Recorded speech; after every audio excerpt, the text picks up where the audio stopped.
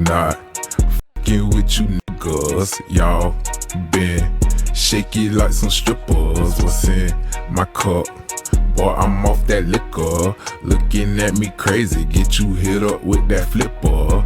I'm not fucking with you niggas. Y'all been shaky like some strippers. What's in my cup? Boy, I'm off that liquor. Looking at me crazy, get you hit up with that flipper. I'm not fucking with you niggas, don't care if y'all fuck with me. All up on the nigga page, trying to keep up with me. All in private talking down, but they know what's up with me.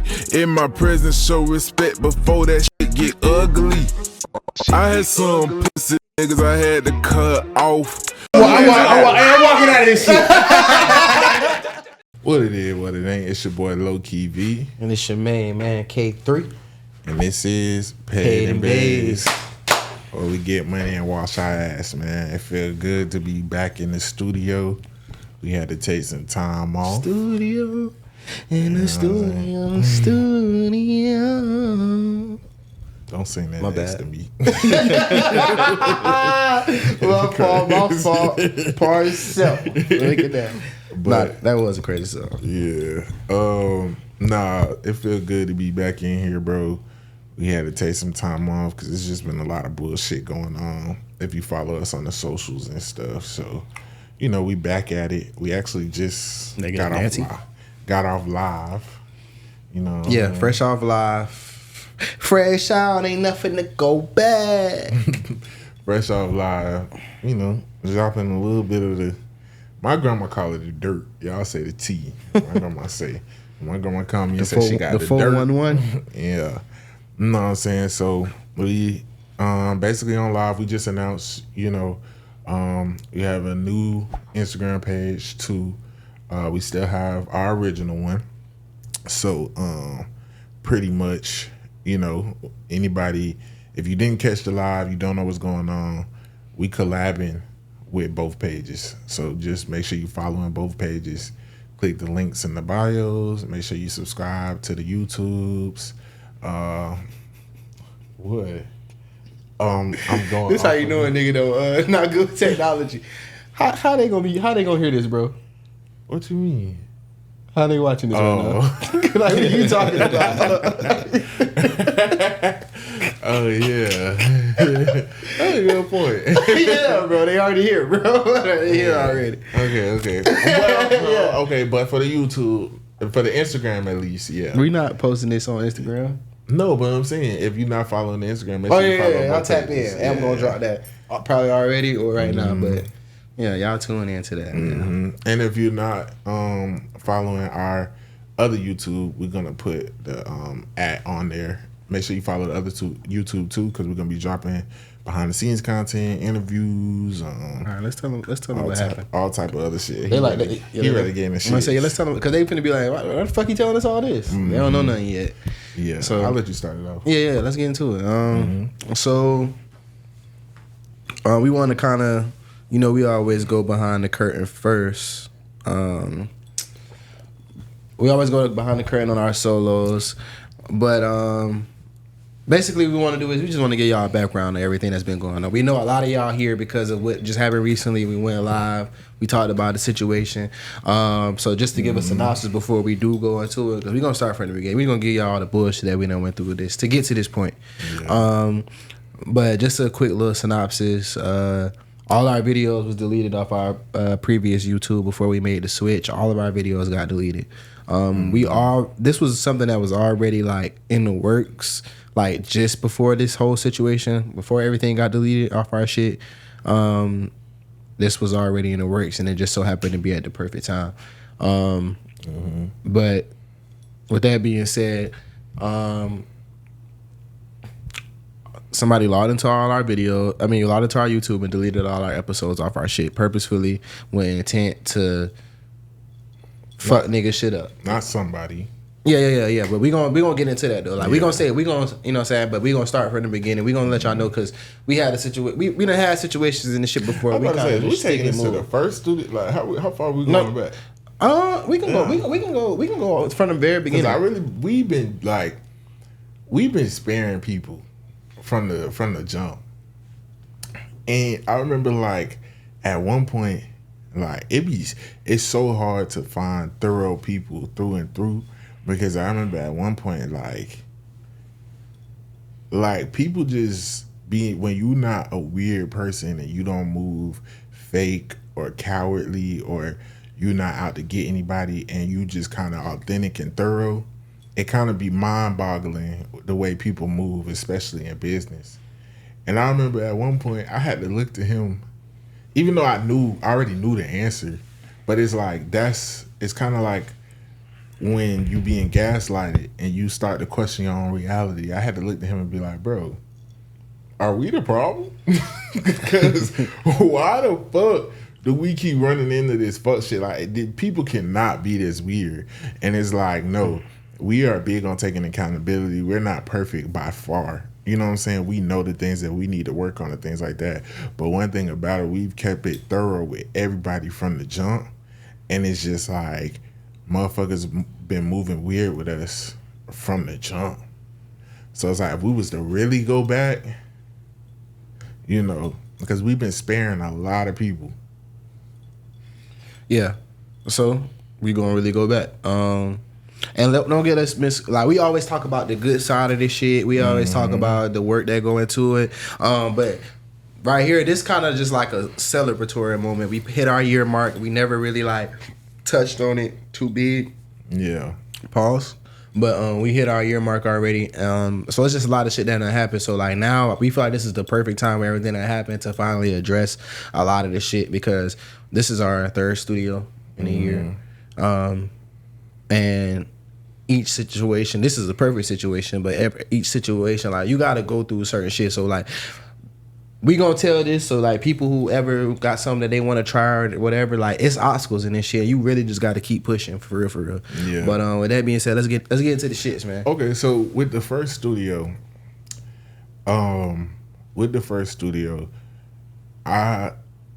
anybody who has watched has known, like, Available on Patreon. Yeah. These episodes from the first studio is available on Patreon. Right. You'll be able to see them. And so I did have a contract with that individual, because in the beginning I was the one who did the business. It was Duke. Yeah. It was, yeah. We was doing business with Duke, Talk Your Shit Media. Yeah. Duke 904.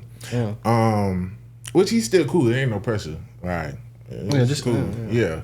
But we did go through some bullshit, because basically everything was good. And one thing I want to say, Duke gave us like a great rate. Like, he really was undervaluing himself, honestly. Time out. Don't say that, bro. Why? Don't give him no flowers. You gave niggas flowers already. Nah, I'm a keep it a bean. Like, if I'm gonna tell it, I'm gonna tell it all. Like, okay. Yeah, I'm gonna tell both sides. Okay, you know I thought you was finna like try to make it nice. No, Fuck that. I'm gonna tell both sides, because one thing about me, I'm big on introspection. So it's like, I'm not just finna be somebody who berates people but not talk about everything. Okay. I was making sure that you were. So what I say is, he definitely was. He gave us a great rate. Like a hell of a rate, but I'm not. You get what you pay for. Yeah, we wasn't getting like top quality, top shit, none of that. You know what I'm saying? But with Duke, it was like more like, you know, we felt like he was the bro, so we could talk to him if he was behind on things, whatever. You know, it was he worked with us and shit. But after a while, with Duke, it was really just. With Duke, it was really just. He lost the studio. You know what I'm saying? At the end of the day, like, nigga lost the studio, like, and that shit. That was the first thing that was like, oh, okay, like, shit just don't be in your control. You know what I'm saying? Duke lost the studio, but it was the communication that wasn't there, and the fact that he kind of he lied about how he lost the studio, and we found out later on he lost the studio in a different way. I'm not gonna put his business out, but he tried to paint it to the public as if he lost the studio because people was smoking in the studio, and it was an office building. Let's be clear. Only on one of them. We at the time, we wasn't smoking, and we still don't smoke on camera if anybody do smoke. You understand what I'm saying? The only person who smoked was Butter on the Butter episode, and I told Butter not to smoke, and Duke is the one that told Butter, you good, you could smoke. So he told us he was evicted from the studio because of smoking. But well, not us. It wasn't. He ain't say us. He blamed it. He said it was He said it was somebody else. Originally, but on social media, it was smoking. So yeah. You know, in private, it was some girls he was recording who was smoke. He said he got evicted, but come to find out when we talked to the landlord because we were going to rent out the space, we got some different information on what the eviction was really about. You know what I'm saying? I went, cause if I'm gonna tell it, then I gotta tell it all. I went and did a tour of the space because I'm thinking like, okay, well, nigga lost space, but he use it, we use it. We the only niggas recording here. You know what I'm saying? So it's like we can go in on this shit together, whatever. So I go visit, I go do a tour of the space just to see what's going on or whatever. So I let the person know, yeah, I already been recording here. I'm just trying to see what's going on. So I didn't ask no question. All I asked him, hey, what's prohibited here? What can we do? What can't we do? Like, what's the rules? Whatever. And then he asked me, you said you recorded here before. I said, yeah. He says, where did you record, if I may ask? I said, I recorded with such and such or whatever. And he was like, oh, and then that's when I was asked. I was like, yeah. I was like, so I already know I like the space and everything, but I'm like, but you know, we no longer record with him no more. I don't know what happened, but da. And then I was like, but so what's the rules? So the man asked me straight up. He said, if I may ask, why did bro say that he lost the space? I said, because you know, he said some of the girls that he recorded was smoking or whatever. Bro told me straight up, that's not true. You know what I'm saying? Like, we don't give a fuck what you do in your rooms and all. Like, you can't be doing nails or certain shit because like fumes and shit or whatever, like for insurance purposes like that. Or nigga already having conversations like, yeah, bro, we'll throw you this or we'll throw in or whatever. We'll cop the shit. You just hit us on the back end, whatever. Like, we already. And that's what it be like. People don't be knowing how to be authentic because it's like, if a nigga would have came and talked to us, we was so in the shit at the time. If a nigga would have came and talked to us and been like, look, we would have broke bread like shit. We'll share the studio. You know Facts. That's what we had that conversation. Yeah. But that's not even so like that. Like, but that's his personal business. That shit don't really got nothing to do with us. Whether I can understand pride, nigga, not wanting to speak on it. That's fine. You know what I'm saying? But the only thing would do. Nigga, you get what you pay for. You know what I'm saying? And dude never did no like backward sideways shit till like probably later. But the niggas cleaned that up and whatever. But the only thing was the pump faking. You know what I'm saying? Like, cause at that time it's like, okay, well we gotta make shit shake. You know what I'm saying? Like we early on, we gotta like, be consistent. Y'all could I got another studio. Y'all could record at. Okay, cool. Can we tour the studio? 2 days later, it's like niggas hitting you up about touring the studio. Cause you saying you getting a new studio, you pump faking. Then it's like, oh, I'm finna go get on the boat, so y'all could just use my equipment. We was willing to pay for the equipment, but he like, you could use it for the free. Bet, that's real. Then the next day, niggas get on Facebook and you selling the equipment. So at this point, it's like you moving hella weird. Like, I don't be understanding shit like that. You know what I'm saying? The icing on the cake was, you know what I'm saying, not to cut you off though. Not to cut you off before you get to that. Also, niggas knew they was wrong because after I told niggas, oh yeah, bro, I toured the spot. Niggas, oh yeah, what he say? He say anything about? You know what I'm saying? Cause like, mind you, we not exposing our hand. We not letting him know we found out the real. You know what I'm saying? While he touring the spot, I'm checking into this other studio, which we're gonna get into later on. How we got to the next place, which was 10 times worse. But basically, in the beginning, you know, he had gave us a hard job that he told us he was not using, he didn't need it, and we could have it. Facts. All right, cool. Then it's like when we go with the other studio and we pop out with our new introduction video and the quality's a little better and this and that, and you see we moved on because you keep asking us what we doing. You getting a new studio, but it's weeks going by. We can't just. Luckily, we had episodes in the tub. Yeah, in the tub to make it work. You know what I'm saying? So then it's like when we drop the new, you know, we at a new place, whatever, new episodes coming soon. 5 minutes after we drop, we get a text like, "Hey, I need my hard drive back." That was kind of weird, but okay. Yeah, and I don't know. That was like a little. I don't know. Yeah, that's like. You know, when your ex give you something and then you pop out with your new bitch and she like, hey, can I get my shades back? Like, it's like, what? You know, so it was like, okay, cool, we peep game, whatever. When the weirdness came about was This nigga always doing stuff at horrible timing. Like, horrible timing. Dude not even knowing that. He asked for the hard drive back. We told him we was going to give it back. But he's not even knowing that. We just got with this new studio and we're already having issues with them. And they have the hard drive and we arguing with these niggas about an episode. But we're going to get into that. Mm-hmm. So we're late on giving him the hard drive because they have the hard drive and they haven't been doing what the fuck they supposed to do. You know what I'm saying? But niggas communicated with him the whole time. Yeah, so I'm communicating with him like, bro, we're going to give you the hard drive, whatever. He was making it seem like it was cool. Finally, when we get this, we have been arguing with them all week, going back and forth about an episode because we had filmed a fucking episode 3 or 4 weeks that the new nigga ain't had ready, but we're going to get into that. And we trying to get the hard drive back so we could give it to Duke. So we already behind on our episode.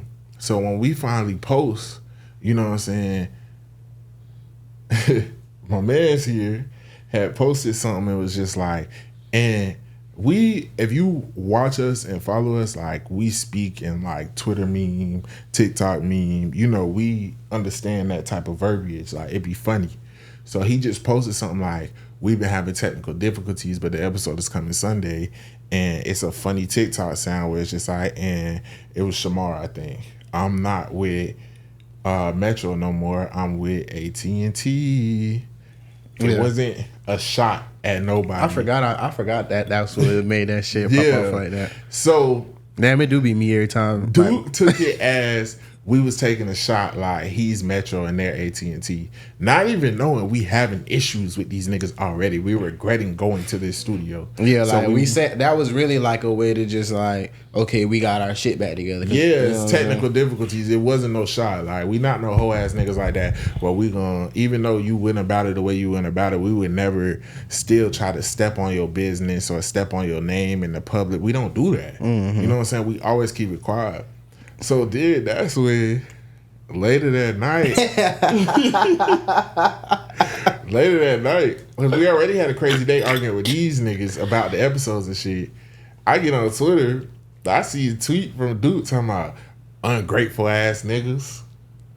So I'm like, who the fuck he talking about? So then I see like some other tweets. Y'all gonna notice a pattern in these stories too that we telling? Yeah. I be like, nah, bro, just chill. So I'm like, what the fuck he talking about? Because mind you, I had just texted him that day like, we gonna get you your, you know what I'm saying? No, you gave him the hard drive that day. Mm-hmm. And then he started talking Spody and shit. Cause now you got the hard drive. So I'm like, what the fuck? So I'm looking at the tweet. So I call you. You like, oh yeah. You're like, I did see. Now, mind you, I don't watch a lot of people's stories unless I know you or I interact with you. In my mind, I'm like, he can't be talking about that. So I didn't watch his story. I don't be watching people's stories like that. So he was like, oh, yeah. He did say that on his story earlier, and he was saying something about, what did he put on his story? It's crazy how niggas whatever, and I got kicked out of my studio because niggas was smoking. Yeah, it's crazy. Yeah, some shit like that. Like, it was like on some like, kind of blame us. Yeah, so or like you can't look. I was looking out for niggas and I got kicked out or some shit like that. So he telling me all this. I hadn't seen it, so I'm just quiet on the phone. So K3 like, yeah, but nah, I ain't think he was talking about us. Like he couldn't be talking about us because the nigga told like because bro was in that one episode. Somebody smoking our shit, but smoking our shit. Bro asked can we smoke. We was like, nah. And then dude was like, oh, nah, yeah, you can smoke. Like, shit straight. Yeah. So I figured you can't be talking about us because we didn't tell the nigga he could smoke. You told him that. Right. So it's like. And that had happened weeks. That was one of our first episodes we recorded there. So that happened weeks before the eviction. And you told us some girl smoke. So he like, well, he couldn't have been talking about us. I'm like, what other niggas could he have been talking about? We was the only niggas recording with him before he got kicked out of the studio. So I'm like, nah, that nigga talking about us. Put a name on it. So I'm like, I'm finna. So he like, nah. I'm like, what stopped me was like, I'm not a social media nigga. So it'd be like, people be coming at us on social media, but I ain't never been no social media nigga. Like, even this podcast shit was hard to get into because it's like, this whole low-key V thing, like, that's not a facade. Like I always been low key. Like motherfuckers ain't even know what my voice sounded like before I started podcasting and shit. Unless you seen one of my old rap videos. Never went live. Never made Facebook statuses. None of that. I don't do the social media games. That's for certain type of niggas. Okay, cool. I'm not talking down on nobody, but that's just not how we rock. You know what I'm saying? And we never really address nobody on social media. So a nigga like throwing shots at us on social media, I didn't really know how to take it because it's like I wanna step by that shit, but it's like I can't do it through social media. But then it's like, okay, it's these the type of rockhead games you gotta play when you in this industry. You know what I'm saying? But it's like I'm not finna become somebody that I'm not to keep up with how motherfuckers go. Yeah. So it's like, all right, cool. So I ain't gonna lie, like I was out of town. So I'm mad. He told me, shit, just ball and chill, whatever. Yeah, I'm like, nigga ain't put a name on it, so it ain't respected. So he ain't dressed it, so it ain't tossing respected. and turning. Tossing and turning. So I wake up. I talked to my sister about it. She like, man, let that shit go, I talked to my best friend about it. She like, let it go, like. But they all like, yeah, that's some green ass shit. But how I'm taking it is, anybody who had been watching knows that them Paid N Bazed niggas was recording in your studio. So by you going on social media and saying that and doing that, that can tarnish our name and our business. Like, we don't give a fuck about people's studios and we got you kicked out. You know what I'm saying? That's how I took it. I felt like it made our face look dirty. So I'm just like, nah. I remember I was driving the truck and I was just like, nah, I can't let that one slide. Yeah, because I'm looking at the message thread right now. Like, on the 7th, me and bro was texting each other. Like, remember, I had stopped. Yeah, you been stopped community. Like, yeah, but it was like, I'm like, because I couldn't get with the fake shit. Yeah, so I'm like, you know, we met up. I got the hard drive. It was everything was everything. I gave him the hard drive. It wasn't nothing. You know what I'm saying? And this whole time while we with the new studio and shit, I'm telling him, oh yeah, bro, we got to meet with this new studio or whatever. I'm letting him know everything that's going on, so we ain't just buck on him. Like, we wanted to still work with him because it was more like a brotherhood with him. Like, well, I wouldn't say that. I say that because it was like, I say that because I'm not gonna lie, like, it was just cool. It wasn't like, it didn't feel like work. Like, it wasn't like a work relationship. It was like, and the reason I say a brotherhood is because anybody who I'm working with, I want to build a team with. Yeah. So I'm like, shit, I want to build a team with dude. I want us to get a bigger studio. I want us to go up with this shit together. Woo, woo, woo, woo. But niggas don't be looking at it like that. You know what I'm saying? Niggas just communicated the whole way. So it's like, if you feel played about anything, bro, you could always just came and talk to niggas. Because, like, the day before, everything, like, what he talking about when bro said the shit or whatever, like, me and bro spoke. The last thing I told him, because I've been letting him know everything that was going on, and the plan still was to have him be a part of the shit. Like, compared to the situation that Gilly and them had with they manager, with they producer in the beginning. But, like, so the last thing I said to the nigga, though, was basically just, I'm gonna tap in with you soon. Because the last thing we talked about was, all right, we finna move to the new studio, we finna record, but we still want you to come this way. You know what I'm saying? We can try to figure something out, get new stuff, whatever. Like, just being upfront and transparent about shit. You know what I'm saying? So when he jumped out there, I'm like, I can't see how a nigga can feel played. And then if a nigga do feel played, I just don't respect it. Because this whole time, niggas been straight and 100. And you been the one. If anybody should feel played, it should be us. But really, we understand that. That's why I stopped communicating. Because I'm like, we catch you in lies and shit. And one thing I don't like dealing with is somebody who just lying and kind of like faking the funk. So it's like me, I don't really know how to hold my tongue with that type of shit. I don't really. So me, my like in my mental capacity, all I know how to do is just back up. You know what I'm saying? Like, you'll see as we telling these stories in these group chats, when motherfuckers start getting weird and I start noticing shit, I just stop responding to people because I'm just like, you weird. You know what I'm saying? So it's like, so he knew, he felt some tension from my end because it's like, I didn't like how he was going about the shit, but I'm just like, whatever. But behind the scenes, we're like, we would still use dude for other content, for this, for that. Like, we still wanted to see bro win. You know what I'm saying? And he got his own shit going on. Like, Talk Your Shit Media is a well-established media platform. I'll never shit on him for that. You know what I'm saying? And I still want to see him win. And it's still love, but this is our story. This is our truth. This is what we went through. So I pulled over the truck. Oh, and yeah, because, like, But like, yeah, like this shit happened. Like, you know what I'm saying? All this shit. Like, Duke, the only person that we clean shit up with. Yeah, only one. Yeah, that's like, what I'm saying. Cause it was love. It's love there. Like, it wasn't no. It's just like when you gotta tell your homeboy, like, like you just gotta tell your homeboy, like, what's up? Like, what you on, mind bro? you, you know, we went through other shit with Duke too, like falling asleep behind the camera. every episode. Or sometimes having to record our It's like, damn, nigga that bitch, I ain't fresh. Yeah. Yeah, dog, yeah, that nigga Dude used to order that food and knock the nigga fuck be out. nigga smoke some Zaf before we get there, order the food come while we there, nigga be sleep, snoring. One of the funniest parts on the episode when we laughing, Dude was in that bitch. Behind the camera. That nigga was loud as fuck. No, when Nisha's like... It's episode 3, or was that 2? Yeah, episode 2 of the podcast. He fell asleep on that episode with V's sister. And like niggas was like, you can notice or whatever. You go back and look. And then he fell asleep on the first solo me and the Dirty Mac episode me and you did. And that's when we was crying laughing. We got a clip that we posted a long time ago where we just cracking up like for like a whole minute straight, and it was because of that shit, because that nigga was snoring. But being in that environment and being at the first studio, like I don't regret it. Like we learned a lot there. You know what I'm saying? That's where we was really grinding there, making our own clips, doing everything, studying our episodes like what do and they call the quality at Duke shit was better than the quality of the place we went. Yeah, way you better. Know what I'm saying? And like if he was slipping in some area, it wasn't a lot of back and forth. We could say something, he'll tighten up. Like, so that was why it was a big crush to us, because it was like, yeah, we wanted our quality to get better and we wanted to advance to a place where we're at now, but we wanted to do that with Duke, and it just didn't work out like that. You know what I'm saying?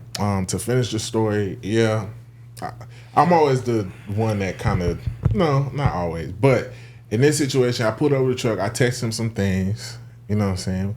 We ain't got to read the message unless you want to. I ain't gonna read it, but yeah, that shit was nigga wrote him a scroll. Long ass fucking message. Yeah. Lord. That shit's still going. Damn. This nigga sent a 6-page message. I pulled over and I let my voice be heard type shit. And I kind of just told him like, look, bro, don't. Nigga psycho. Look at him. Nah, nigga said let my voice be heard. I just told him like, don't disrespect our business on social media again. Like when it come to Paid N Bazed, either of us, like things like that. But I told him like, I just brotherly checked him and told him it's still all love. We still want to see you win, but how you went about it was fugazi. We know the truth about a lot of things, and just, you know, watch how you moving, you know, and that's just what it was. He never responded, but we were. And what if he would have been like, I ain't reading all that. Come see me. Oh, that's fine. Nigga, you know where the fuck studio at, nigga? Oh, that's fine. You a lot, nigga. You know, now you know what type of time I was on for real. You know during that situation what I was really on. Yeah, I was really like, me and Duke could get out there like fat nigga to fat nigga. But nah, Duke cool though. And you know, after that, like I knew he seen it. We wound up chopping it up on social media. We had even discussed like us buying some of his equipment and stuff. Like it's cool, it's all love. We still got him on social media. It's all love. We got past it, you know. And yeah, that situation was minute. Yeah, that wasn't a negative situation. You know what I'm saying? Like that was a situation where, like, we always looked at that situation as a test if we really wanted to do this shit, because that was when we had to make some shit happen and make some shit happen fast for the best of the situation and just like roll with the punches. Like that was the early experience that showed us that we was built for this shit. Yeah. And again, I like it was never no pressure. See, like it was never no pressure. Like, and even like with the situation where like we felt like nigga wasn't like up front or whatever or pump faking or whatever. Even with that being said, it wasn't never no disrespect there. Shit straight, you know what I'm saying? Yeah. But a lot of people ain't know what happened with that, but things like that could go left, because if we was some social media ass clown niggas, we could have responded. It would have went back and forth, and like, let's be real, like, I mean, niggas ain't want that. So it happened the way it happened, and that was a learning lesson for me, because it was just like I had to keep telling myself like, all right, you in a new industry now, you got to come about things differently. You can't be ready to jump out. But I will say those previous experiences did show us like we definitely handle things differently when it's men versus women. Cause when it's a woman, your back is against the wall. It's like so much you can do because you a man. But when there's other men involved, like we did more step. That's why we're gonna get into this next situation. A little simple pow. I kind of want to keep the blah shit short. So after dealing with dude, you know what I'm saying, we had to make some shit shake. Shout out to the boy Ace Bowers. We fuck with you, Ace. Yeah, we fuck with Ace. I'm gonna say basically how we got to that studio was Ace is somebody, an engineer that I used to do music with through Cartier Cal. Ace is great at what he does, things like that. I seen he was at a new studio. It looked like it had a cool vibe. Hit him up. We set up a meeting.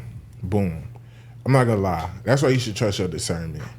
Because everything sounded good, but the nigga who owned it and the nigga we had the meeting with from the jump, I knew. I could just feel the spirit. Yeah, we didn't like him from the jump. Yeah, we didn't like him from the jump. And it was just like... It wasn't a dislike, but off the rip, you could tell, like, this is not our type of nigga. You know what I'm saying? But business is business. You know what I'm saying? It was a dislike for me. Yeah, it was like a... No, not at first. It was just like a... It's not my type of nigga, like a indifference. You know what I'm saying? No, I think I always dislike him. Yeah. But like it's for me it was like type of indifference. Yeah, and just like knowing like this nigga, this not my type of nigga, like lame man nigga. Yeah. So Pancho. So it was just okay, we came from a studio where it's just like, you know, even the other people do record it, like they more like us, like more urban. Niggas are your ilk. Niggas are our kind, like you know, and then you go over here and it's like these are more like what you call artsy fartsy niggas. Hipsters. Like, and shit like that. And that's cool. But it's like, so basically first meeting, the agreed upon thing, we agreed upon a price. And it's like, we getting 4 episodes per month. We getting 4 episodes per month. We supposed to get clips. We supposed to get editing, things like that. Boom, boom, boom. Everything sounded good. Niggas worked. You know what I'm saying? We talked about a price range. He said what we was willing to pay was too low. We even went up like $200. Boom. All right, cool. Everything was good. We started filming the shit. Mind you, I knew something was up when in the meeting, Ace was like, yeah, because you know, like, we've never done a podcast. Like, Ace has actually worked on sets with people doing this type of shit. You understand what I'm saying? Like, Ace worked on, like, Queen Radio. Ace is familiar in this area. The other nigga was not. But when you're dealing with a narcissist, they're not going to admit that. So it's just like, I have a $10,000 Netflix camera. Anybody can pay big money for a camera, but you got to know how to work that motherfucker. And you got to know how to put in the work and get the angles and the sound. And so pretty much Ace was the person, he was the audio engineer, but he did a lot of that shit. Right or wrong. Yeah. The situation with them was just like, that was a bad situation. That was a horrible situation. Because niggas was profit over passion or whatever. In that situation, niggas ain't understand the vision, niggas ain't understand the culture. I'm not talking about Ace, but because Ace did his part, but let's be real, Ace only had a small part of the production. You know what I'm saying? Like, Ace only recorded the audio.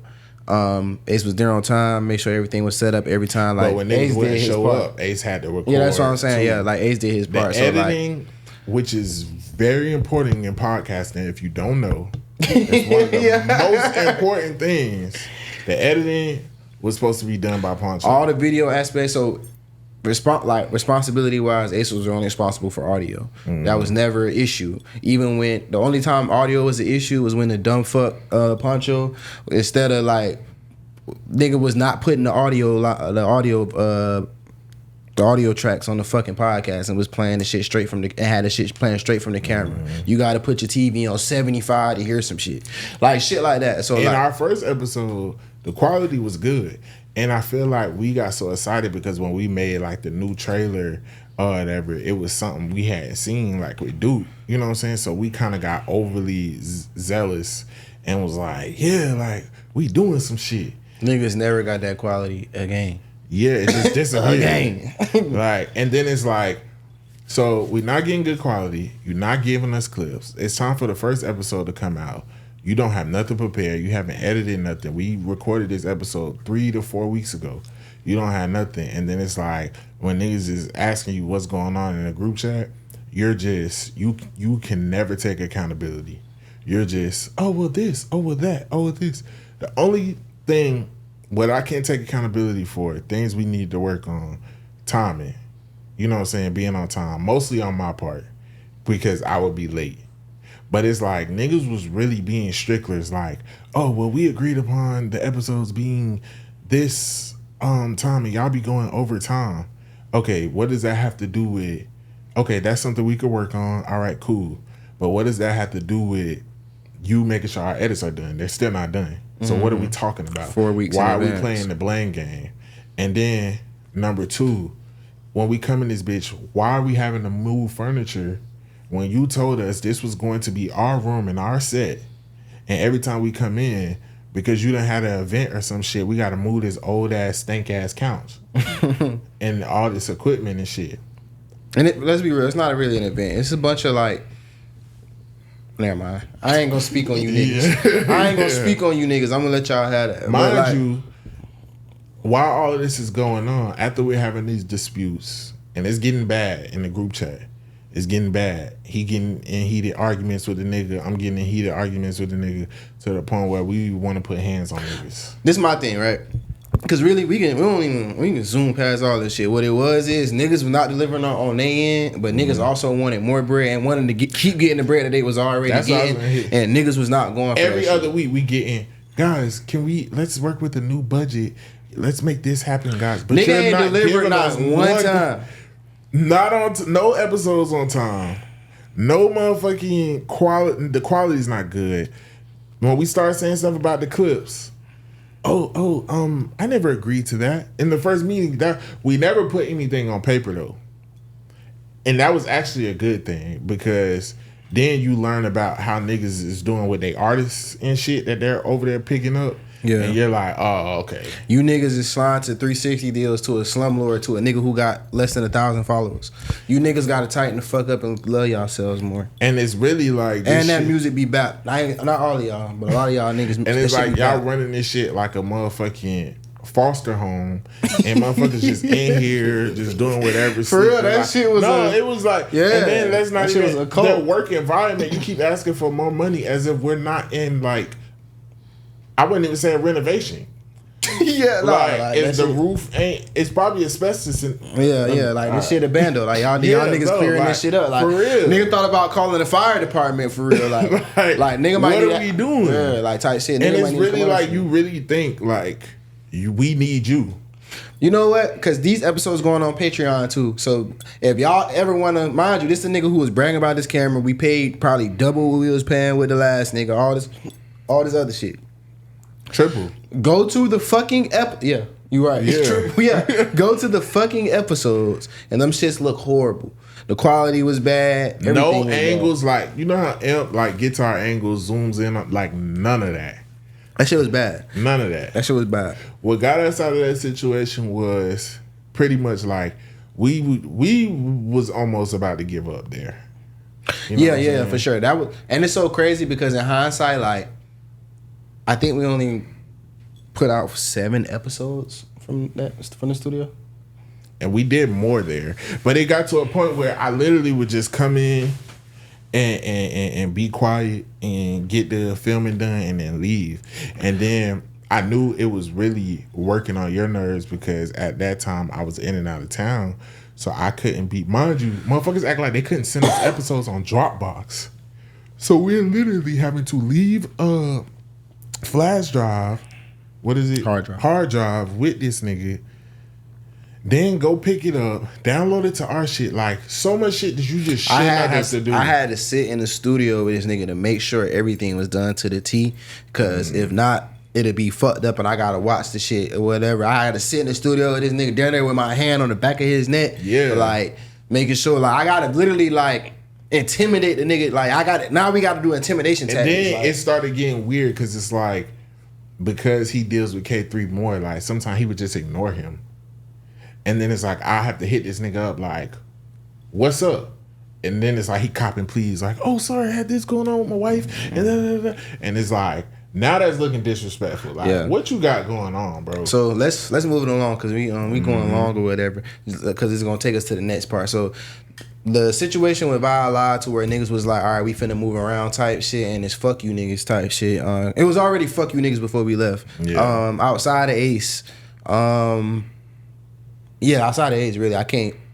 Fuck you niggas. You know what I'm saying? Say, I don't even know if you still rock with them niggas, but outside of Say and outside of Ace, fuck all you niggas. And you studs and bitches too. Like, all that shit. I don't give a fuck about none of that. Cracker studs, Lil Dirt studs, all that. Because we heard about all that shit.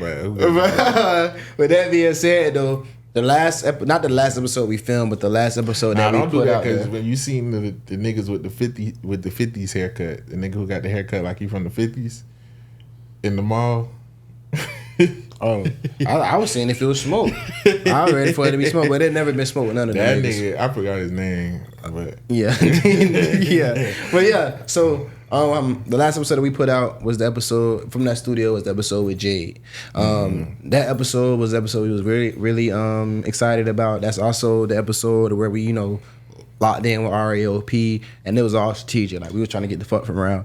But on that episode, our previous co-host Mocha was drunk as fuck on that episode, and I told her ass we paused for a restroom break or whatever, and Mocha was in front of the camera and she was telling all her fucking business about a whole bunch of other shit, and I told them boys cut that shit out or whatever, and it was never cut out.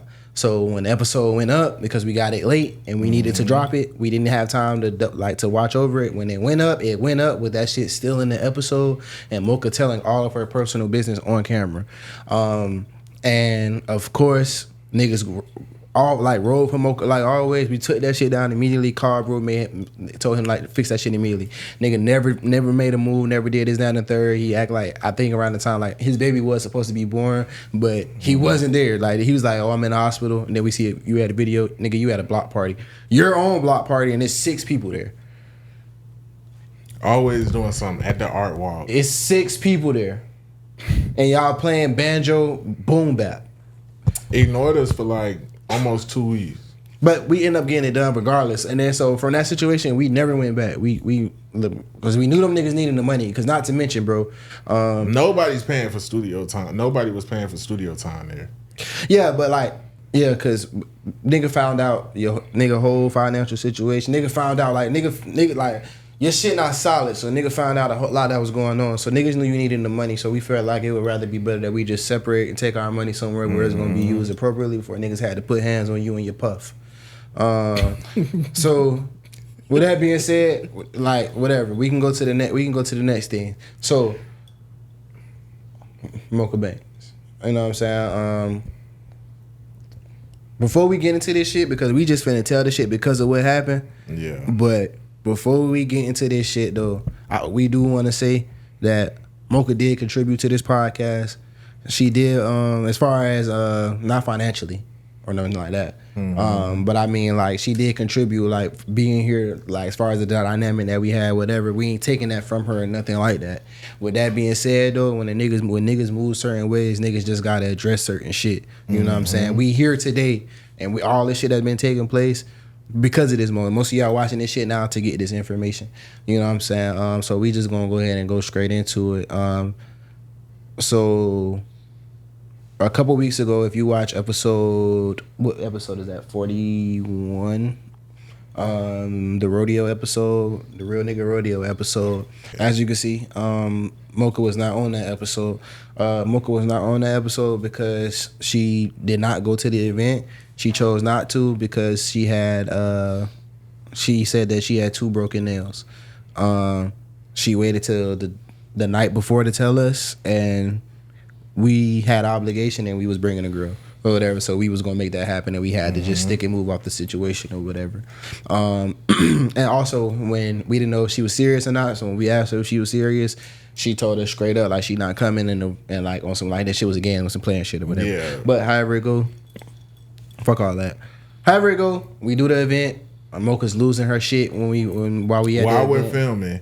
in front of people, in front of artists, things like that. We're getting back-to-back messages. We're getting DMs from her. We're getting, I'm getting phone calls from people in my personal life that she's calling them, screaming, crying, yelling, like just doing way too much. As if we had announced like, oh, you're fired, we got somebody new. It was a fucking fill-in for an event. If you call out of work and you don't show up, don't they find somebody to do your job for the day? So it was a fill-in. And we had to do what we had to do because leading up to that, this wasn't like just a one and done thing. This is something that we had been dealing with. If you go back and watch the episodes, like me and him are on every episode. We've always been flexible with her to do things outside of us. But when you try to move tactical because you really want your way in certain areas that we never promised you, and really you're moving tactical about these 2 nails because you wanted us to get your nails done, and that's not a part of your contract, hair and makeup and all of that was never a part of your contracts, it's like, okay, you trying to be funny because you knew you could have made it happen. But all right, cool, niggas wasn't stressing that, but there were things that was already leading up to that it was like, all right, cool, at this point. But my thing is, we always included her in everything, and there had already been talks with her that we were going to be adding other girls in to bring the interactions up that were going to be doing like outside content with us. You know what I'm saying? Some of these girls were girls she knew, but she felt like we had to go through her and get her approval first. It's like when you want a threesome, but your bitch feel like she got to pick the girl. Yeah. Yeah, it was like that. Like, and it's like, let's be real, as business owners, we really don't have to consult with you on these things. Because you're talent. You're talent. And again, I just want to address that because there has been little rumblings or whatever that's been going around. So apparently, there's like rumors that Mocha was a business owner and we finessed her and snaked her out of the business. Never. And that never was the case. Mocha was never a business owner. We never snaked her, first of all, which is fucking crazy. But second of all, Mocha was never a business owner. I sat Mocha down before she even joined the pod. Everything with Mocha was handled delicately. Before she was a part of the podcast, before she ever was posting on the episode, we rolled her out softly so she could see how much work it was. Before she even started, I reiterated, had a conversation where I got the messages in my phone where I had a conversation with Mocha and let her know, hey, listen, me and B gonna be the business owners. You're talent, but because you're talent and you're not a business owner, you're gonna have way less responsibilities. This is what you're responsible for. You never gotta contribute not $1 to this. None of that. We just need you to show up. We gonna make sure you good in any type of way. And because of podcasting, it's not profitable immediately, but we gonna make some money here and there, and just to make sure you straight.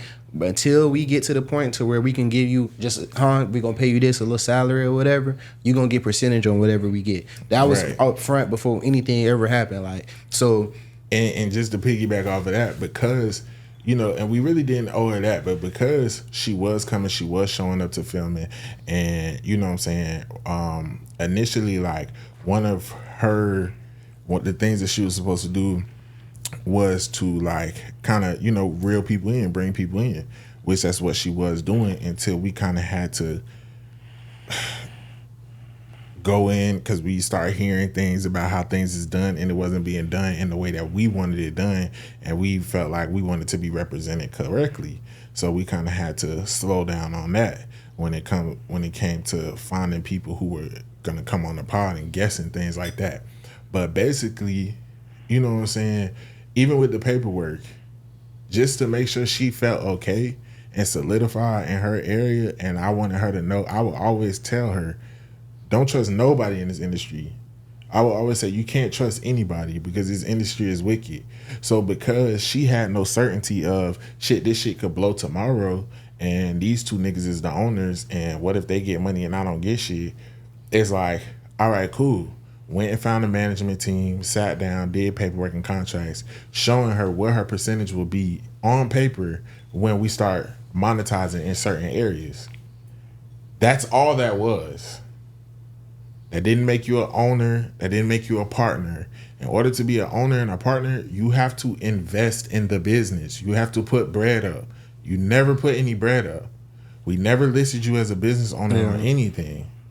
So going around and telling people that and showing people our confidential paperwork, it don't make sense. Yeah, and that was just like profit sharing.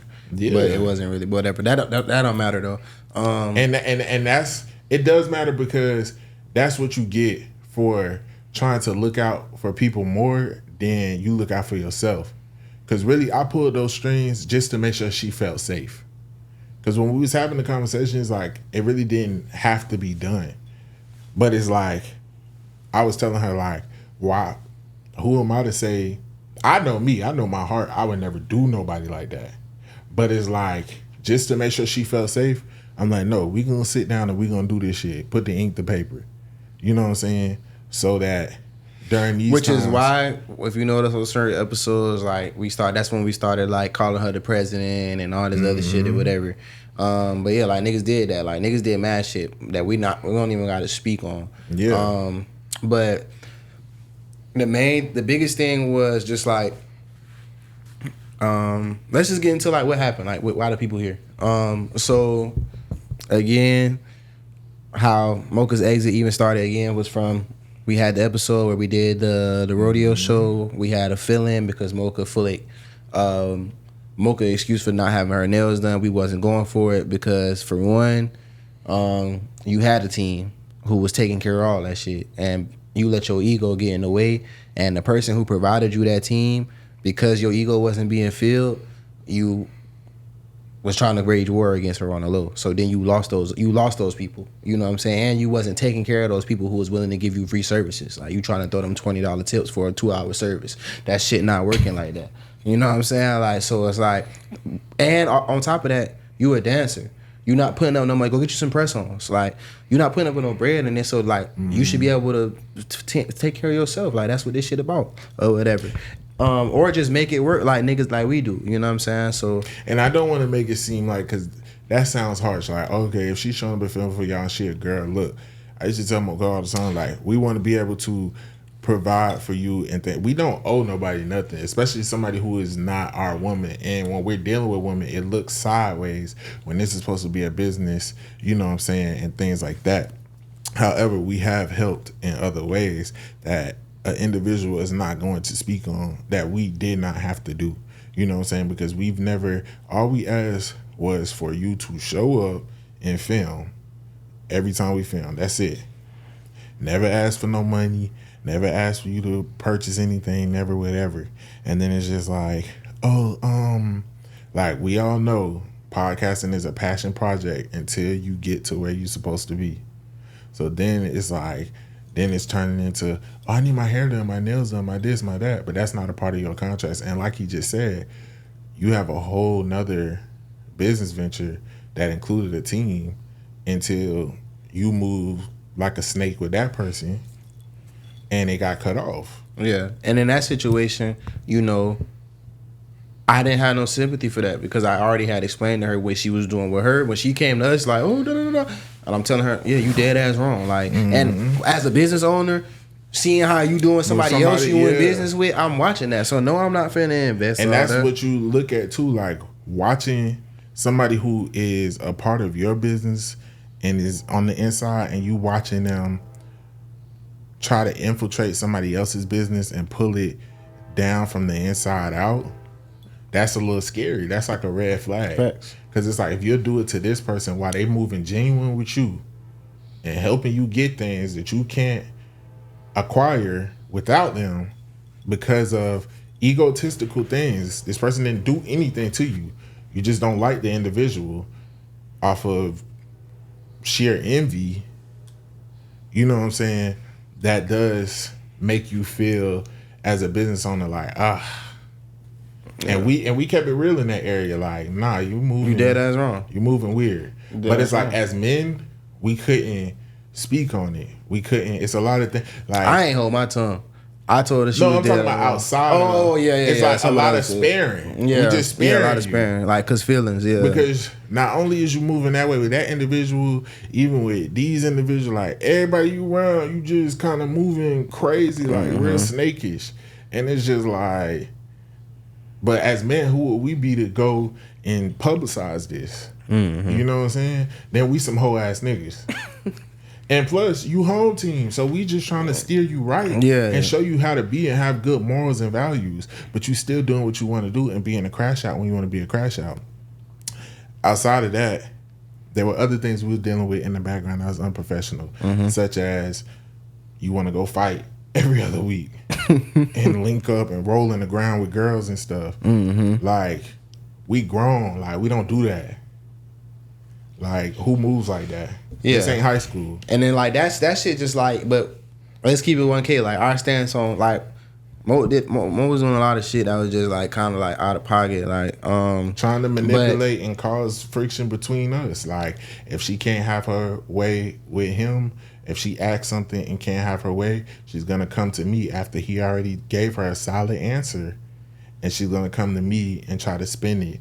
And then I tell her yes. And, you know, I'm not even knowing she already had this conversation with him.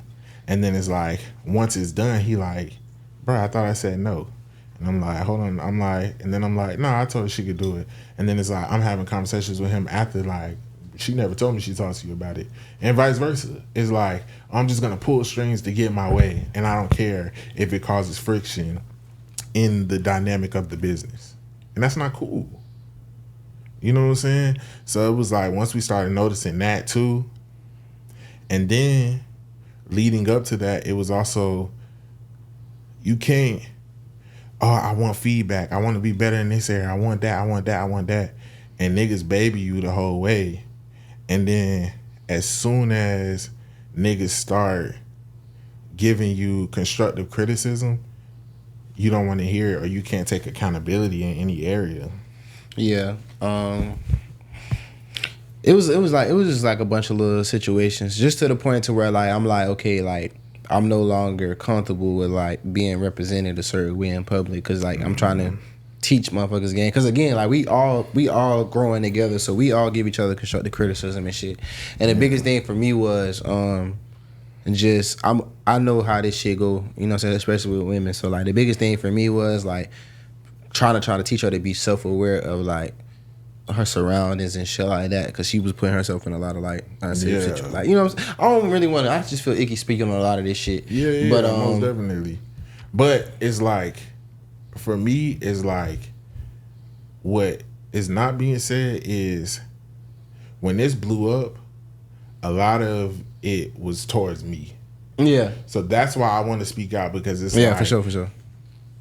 At this point, it's like my back is against a wall, because it's like this individual set out like to, like, I'm the worst of the worst. Yeah, for sure. I'm the one.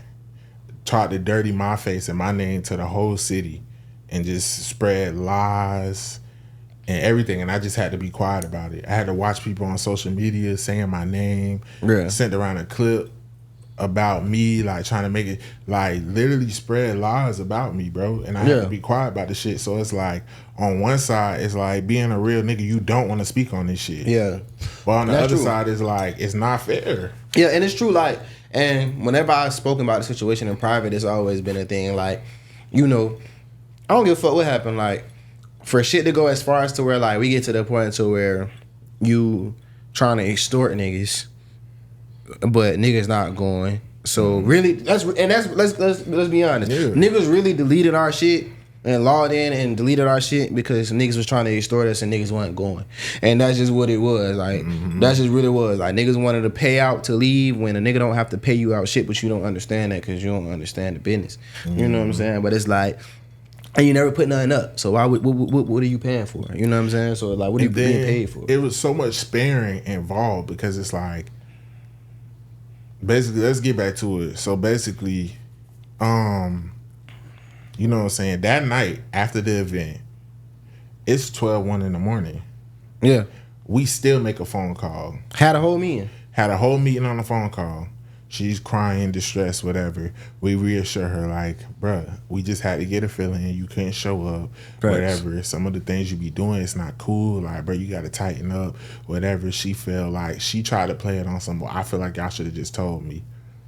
I put my pride to the side and was still like, okay, Mocha, if you feel like we should have told you, I apologize for that on my behalf. I'm the person who I was an asshole. I ain't gonna lie, I was an asshole about it. I was like, I wasn't an asshole about it, but at this point it's like, nigga don't have to tell you shit because we got to still put the business first. I'm like, you worried about your feelings, but you wasn't sparing our feelings when you flaked on us last minute and then like said it so matter of fact like this shit wasn't important. When the whole time we really doing this event for you. Yeah, because you said you wanted to start doing outside events, so niggas was pulling strings. It's like everything was pulling strings for you. You said you wanted to do a live show, we tried to start putting that together. You said you wanted to do an outside event, we tried to put that together. You know what I'm saying? So then we finally get it done. But I was noticing a pattern.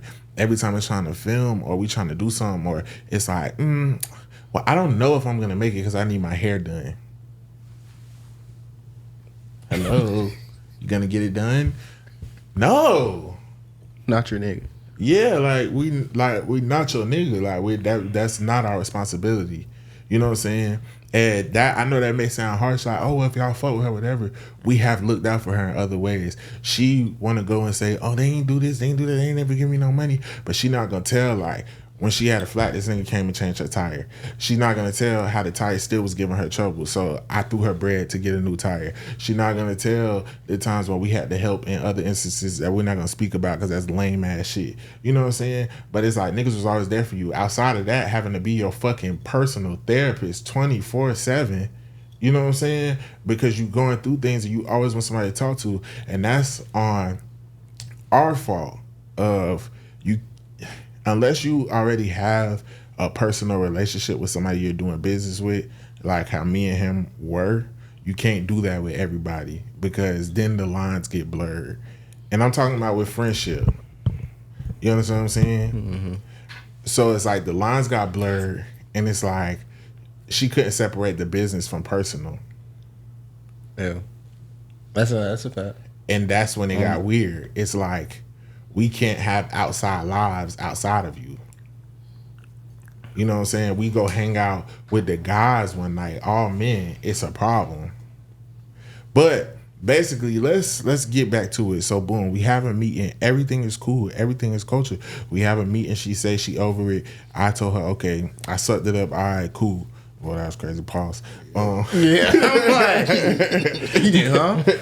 But he did what in this cup? But I'm like, you know, I'm always trying to do a smooth transition with her. Like, always trying to make sure she feel okay, you know? So I'm like, all right, boom, shit, you know, yeah, if you feel like we should have told you, all right, we should have told you, whatever. Next day, boom, I'm just like, bro, I need a break from that shit. That shit was whatever.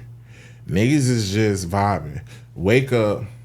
Mind you, she had unfollowed us that night on all social medias and everything. I'm joking with that at the end of the call. Like, can we get a follow back? Can we whatever? Mind you, this is not things you should have to deal with in business. But it's like, all right, cool. We already know we built a personal relationship with her. Like, she's sensitive. We're going to deal with it, you know?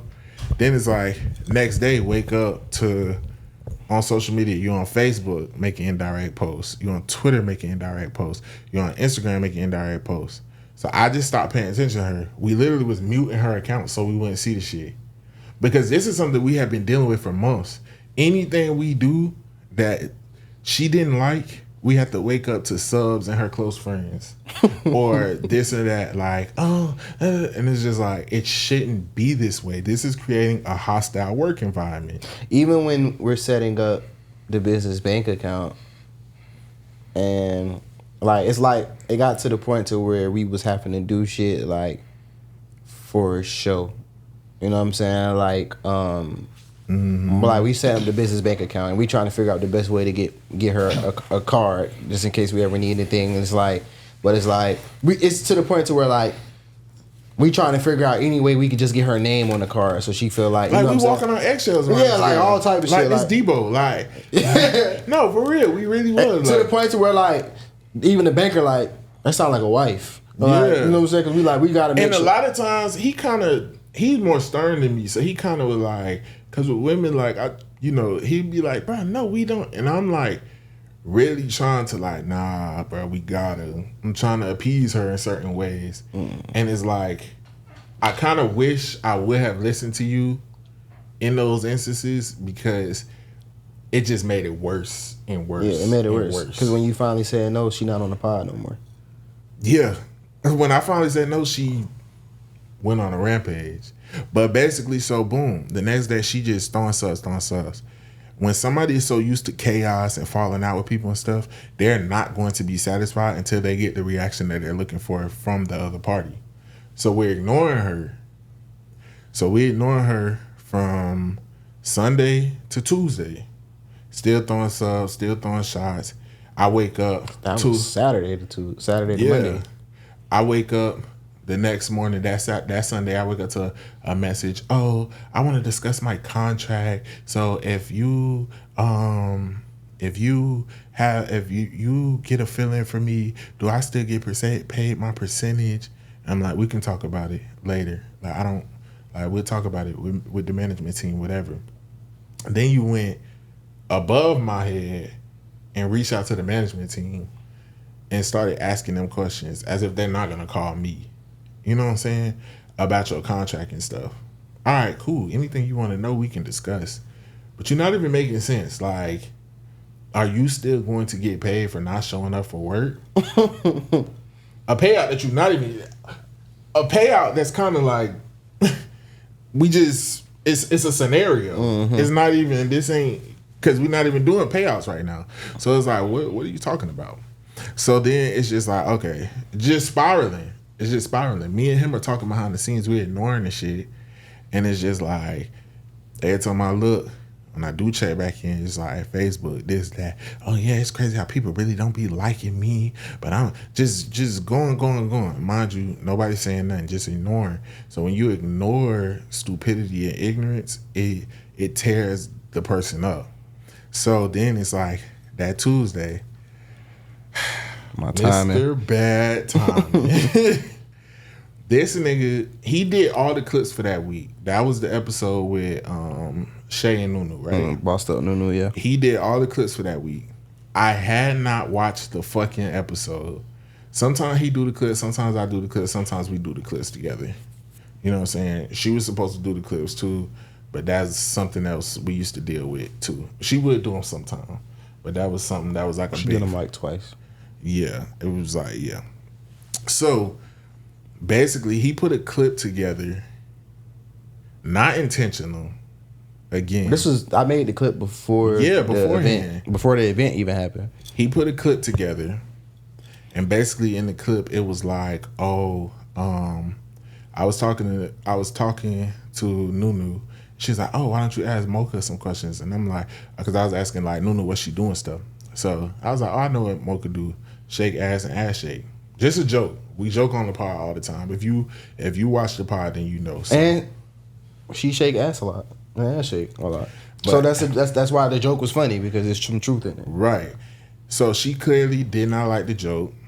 Me being me, apologized right on camera like I'm just playing. And was like, she's a mother. In the moment, she didn't dislike the joke. We hyped it up like you had her fucked up, and then she went along with it. But she was not upset about that. And joke these are things that we would do on camera all the time and stuff. But this also isn't the first time that, let's be real, we have been having conversations for weeks because it started getting to a point where we were walking on eggshells on this podcast about what we could and couldn't say, because anything that she did not like or she felt like was a sneak diss at her, it was a problem. Yeah, and then motherfuckers would start trying to like get people to rally against us. Yeah, and also start like bringing up like shit on the pod that we don't talk about on pod, never been brought up on the pod, like personal start things. Like bringing up like trying to bring up personal information, but like in a way like just weird shit. It was just weird. It was getting weird, and it was like, you know what I'm saying, at one point like you was feeling real weird because it was like hits at you at one point because she didn't like something you said or whatever that she felt like was whatever. So it was tension for a little while going on behind the scenes that nobody knew about. And I'm like, I'm in the middle and I'm like, listen, you cannot make this man feel like he can and can't say what he want to say on the podcast. Yeah. And then it's like, then when it turned into me, or it's like, we'll have a personal conversation, and because you didn't like the answer that I said, or because I said something about certain type of women or something, now, before we start filming, you're like, oh, and I have a surprise topic I want to talk about. And now you're literally talking about something we talked about in private and throwing shots like, well, when men say, it's like, what the fuck? What are you doing? It's like you're personally like attacking us at this point because you swear anything we say, we're trying to nitpick with you. And it got to the point where it's like, we can't even be our authentic selves on this podcast anymore. So it was like... Yeah, and also, so the clip that I posted that made her upset, the reason why I posted the clip, it was like basically, because it's like sexual assault versus sexual harassment versus flirting. Because in the beginning of the clip, you called them bitches and they laughed. And then I said whatever, and then she got mad. And then I was like, no, I'm just playing. She's a great mom. She's an activist, this, that. She rolled her eyes. Whatever. We all laughed it off, went along with it. Mind you, I'm working at this point. He posted a clip, whatever. I just keep hearing my phone. Bing, bing, bing, bing, bing, bing, bing, bing. Oh, mind you, we ain't even hit on the biggest part, the collabs thing. Yeah. But we ain't got to talk about that. But, you know what I'm saying? Because another big thing was about promotion of the pod. And in the last few months, that wasn't going on either. So we weren't benefiting in a lot of areas anyway. And then we're in a headaches. It always was headaches with Mo, because she just like we talk about all the time. She a cartoon character. Like she asked us on a random Monday, 2 niggas with jobs to just show up to the club that she work at and act like her lawyers, like on some Three Stooges shit. Mm-hmm. So it's like it's always was headaches because like she a cartoon character, like straight up, like and it's fun, it's cool and everything, but like when it's not, it's not. Yeah. You know what I'm saying? Like because once.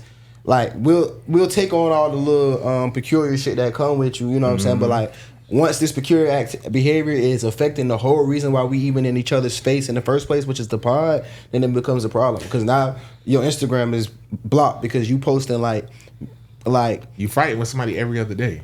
You posting a fight on your page. You gotta you arguing with somebody on your story. You arguing with a girl. You exposing people, or you just fuck around and post a video to your song, like all right. But that's another story for another day. but no, because like even if we want to talk about that, like that was a place where like it just started like the values weren't aligning.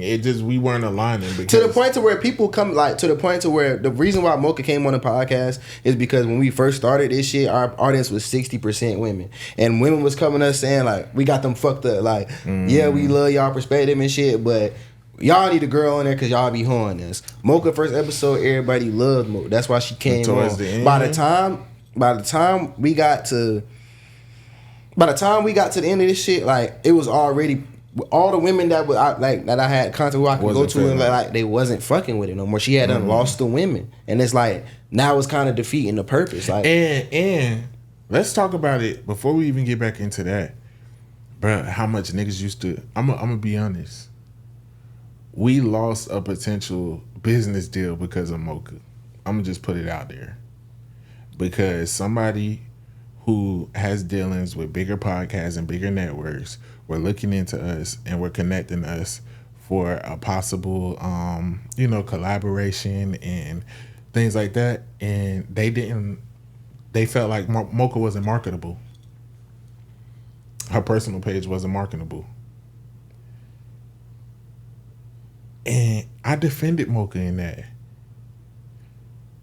We really could have said, fuck Mocha. We trying to go up. Gave her the boot and been like, we're marketable. But on that business phone call, it's like, okay, well, she's a part of Paid N Bazed. So if you feel like she shake ass too much or post this or post that, that's a part of her aesthetic. Oh well, she raps, she do this, she do that. The phone call a nigga got was, and this person just so happened to be somebody. This was like my connect, you know what I'm saying? It's somebody who close to me, so they feel comfortable keeping it real with me. Like the original call was, Moke made it clear what she wanted to do, her aspirations and shit like that. And then the girl following, she seeing what's going on, she a publicist or whatever, and she looking at it, she like, okay, well, you can't keep doing this. And then it's like, the first thing she said to me was, she's so pretty, but I always see her ass. Like, tell her turn around, show her face more. Okay, whatever. Like, that's some shit that I be thinking too, but it's a girl. I'm a nigga. I'm not saying that. You know what I'm saying? Like, but or whatever. Or there's some shit I done said to her before, but it's like, it's not gonna hit the same when it's me. And I'm not saying it because the male gaze, this, that, the third. It's like, but you got more to offer now. You know what I'm saying? Like, the shit that made people want you to be on the podcast was the fact that you were multi-dimensional. And I felt like it got to the point to where niggas just we was dealing with a new personality every week too. Yeah, but also niggas reverted to. In the Monty episode, she talked about how doing the podcast, she got tired of sexualizing herself for views, and it got to the point to where the multi-dimensional mocha that we brought on the podcast, that the women love, that the men love, that the niggas wanted to fuck, but they also respected her mind, that the women would be cool with and have respect for her. But damn, she danced too. I never would have thought. It's all these dynamics. All that shit went away, and it's like, I don't know if it was out of comfortability or just like that's where the attention came from, but it was very one dimensional to the point to where like niggas like, don't shake no more ass, like it's enough is enough. Like, that shit get old. You know what I'm saying? Like, we gotta find something else. I'm feeling like I'm in the middle, because it's like he's being stern about it, she's being sensitive about it. I'm trying to coddle her, but I'm also in agreement with him to where sometimes me and him went head to head about this shit. Yeah, and it's not even like I was being stern, because like, let's be real, like Mocha came to me to ask this shit because she respects my opinion and she know I'm gonna keep it real. Like, right. and I would tell her like, yeah, like, nah, like, you don't like this nigga. Yeah, this a local rapper who got a song. Why is you at the club shaking ass while he rapping his song? Like you got to think about like. But this is where the manipulation comes in, because it's like, you have this conversation, because I know how he do.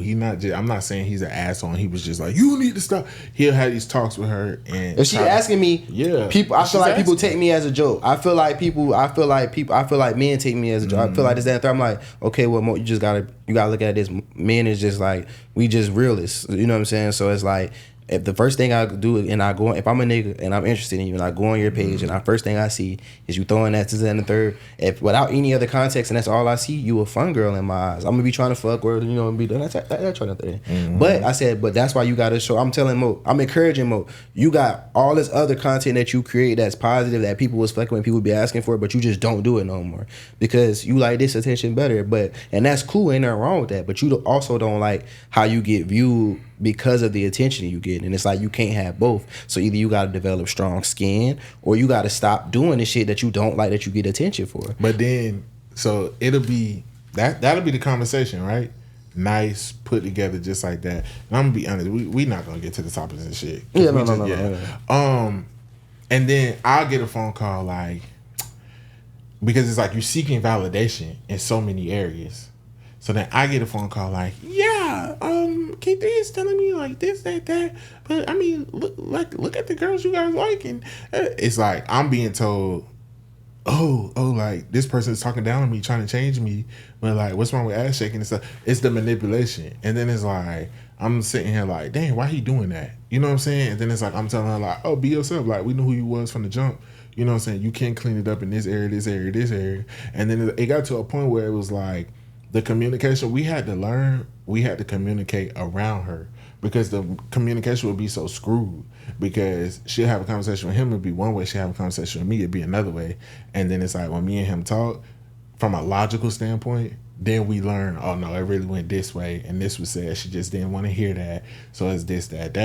Yeah, I literally had to come to early on, and I just anything I ever said to B, I said to Mo, or vice versa.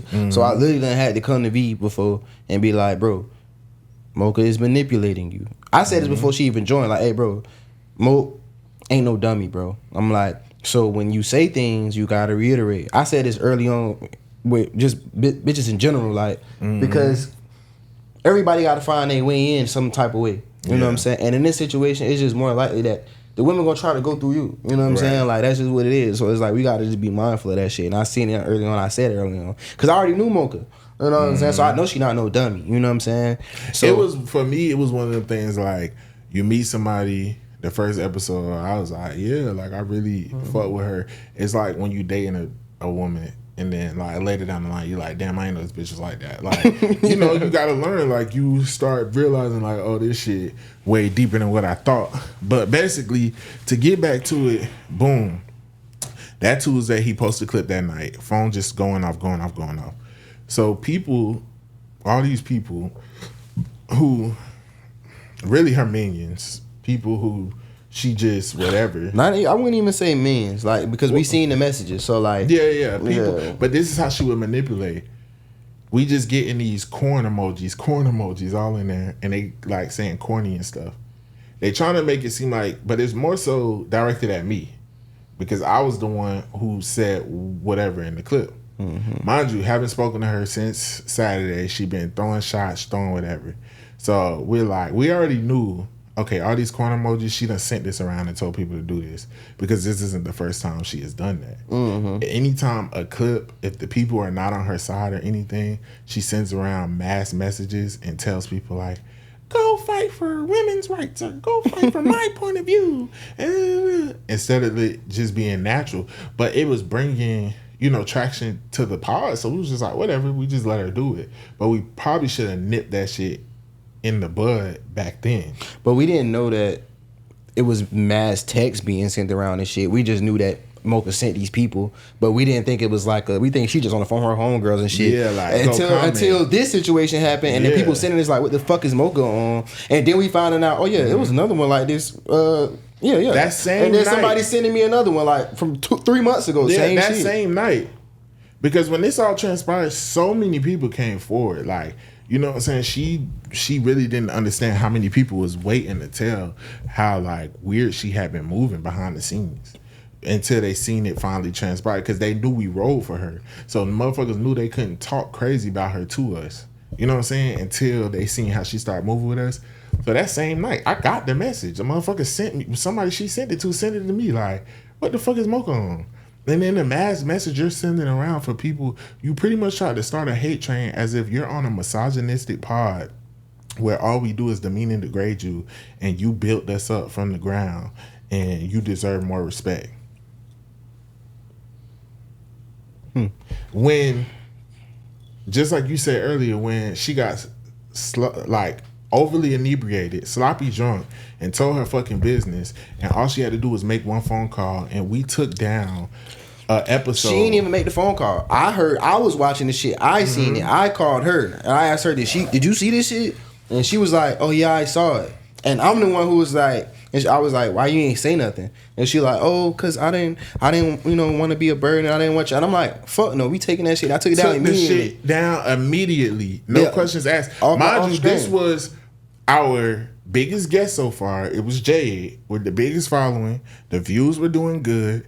This was, you know what I'm saying? We were, Amp was the one accepting collabs. We was getting traction from another podcast and things. We had our biggest clip off that episode at the time. Yeah, like and 15K. We took the hit and took the episode down.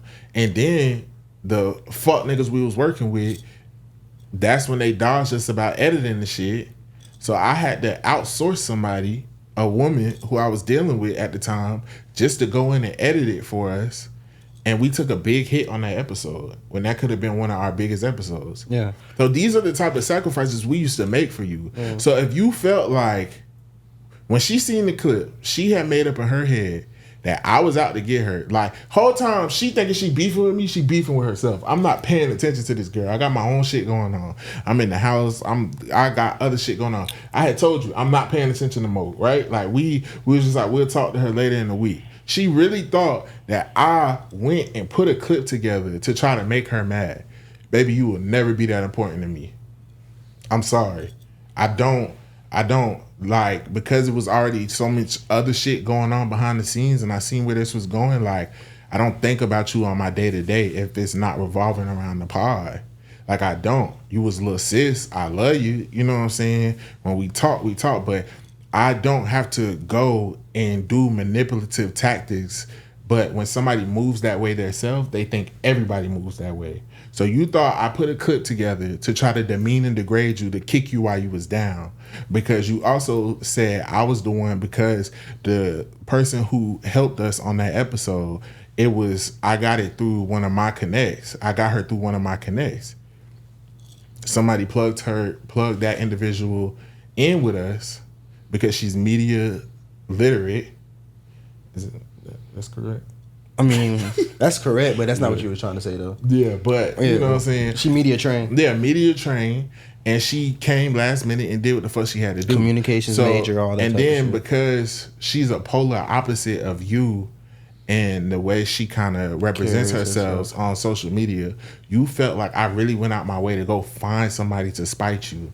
Mm-hmm. Again, in less than 24 hours, I must really be that nigga to do that. To really go on social media, I'm finna find a business totally opposite from her. Like, it was you. That whole situation, but mind y'all, like, so, because this got to be said too. Because during this whole situation, while all this shit going on, she mad at him.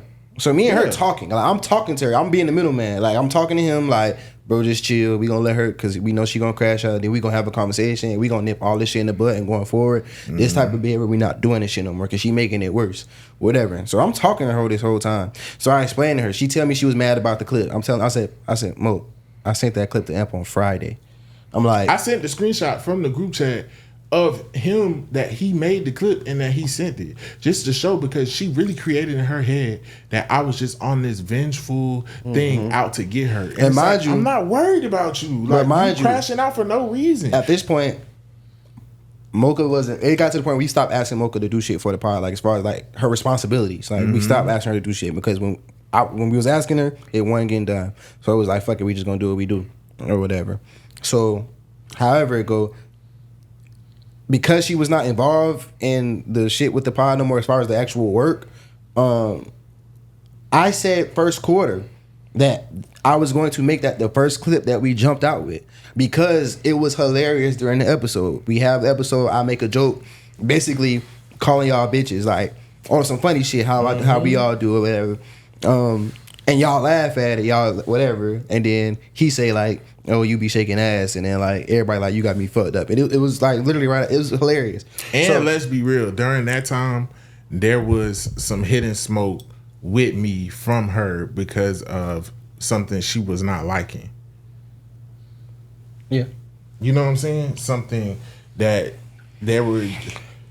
I don't even want to go into it because it's just like, it's not important. Yeah, it's not important, but it's just like, it was weird. Again, walking on eggshells. So I'm walking on eggshells because you mad at me out of some shit that's not my control, off something that I don't have to provide you with, off something like you just again mixing business and friendship. Yeah, you know. So like, mind you, during this time we cool, we talking. So I'm like explaining to her like, yeah, I did that clip. I said, I was like, I even apologized to her because I'm like, the timing might have, like, I wasn't even thinking about, and Mocha knows, like, I don't give a fuck about people's emotions when it comes to our business. Like, so it's like, I'm not even thinking about you even still being upset, because for one, your ass should have been, like, from the very beginning, I told Mocha, like, your ass should have been there at that event, and you wasn't there for some bullshit, and you should have been there. You the only person who be feeling like they just can't miss shit. If I don't got no haircut, if B don't be having no haircut, he gonna put a do-rag on. If I ain't got no haircut, I'm gonna put a hat on, or I'm gonna go get one. You know what I'm saying? Or I'm gonna figure it out. If I ain't got no fit, I'm gonna recycle some shit, put some shit.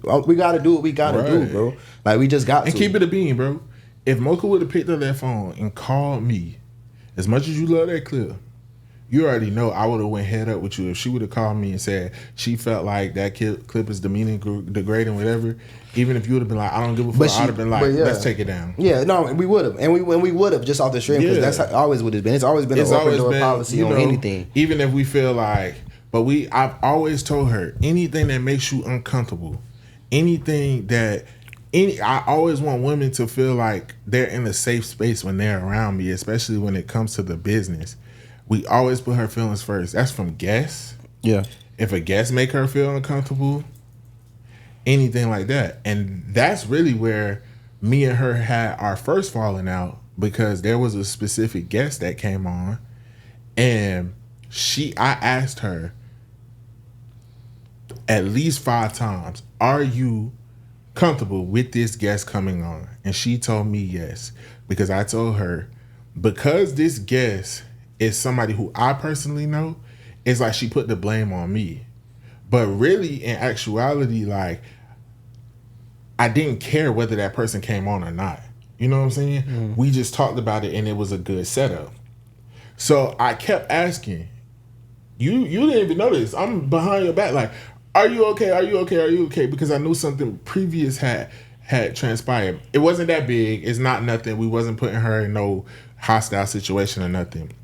But it was something that the person did that rubbed her the wrong way. The nigga flirted with her when she had a nigga. The nigga flirted with her when she had a nigga, and her nigga ain't like it. So it was that type of situation. Yeah. So I kept asking, like, dude, are you okay with this person coming on? Are you okay with this person coming on? Because if not, like, even though I know this is a good person, I'll still put your feelings first because you're a part of the business. And it's like, yes, yes, yes.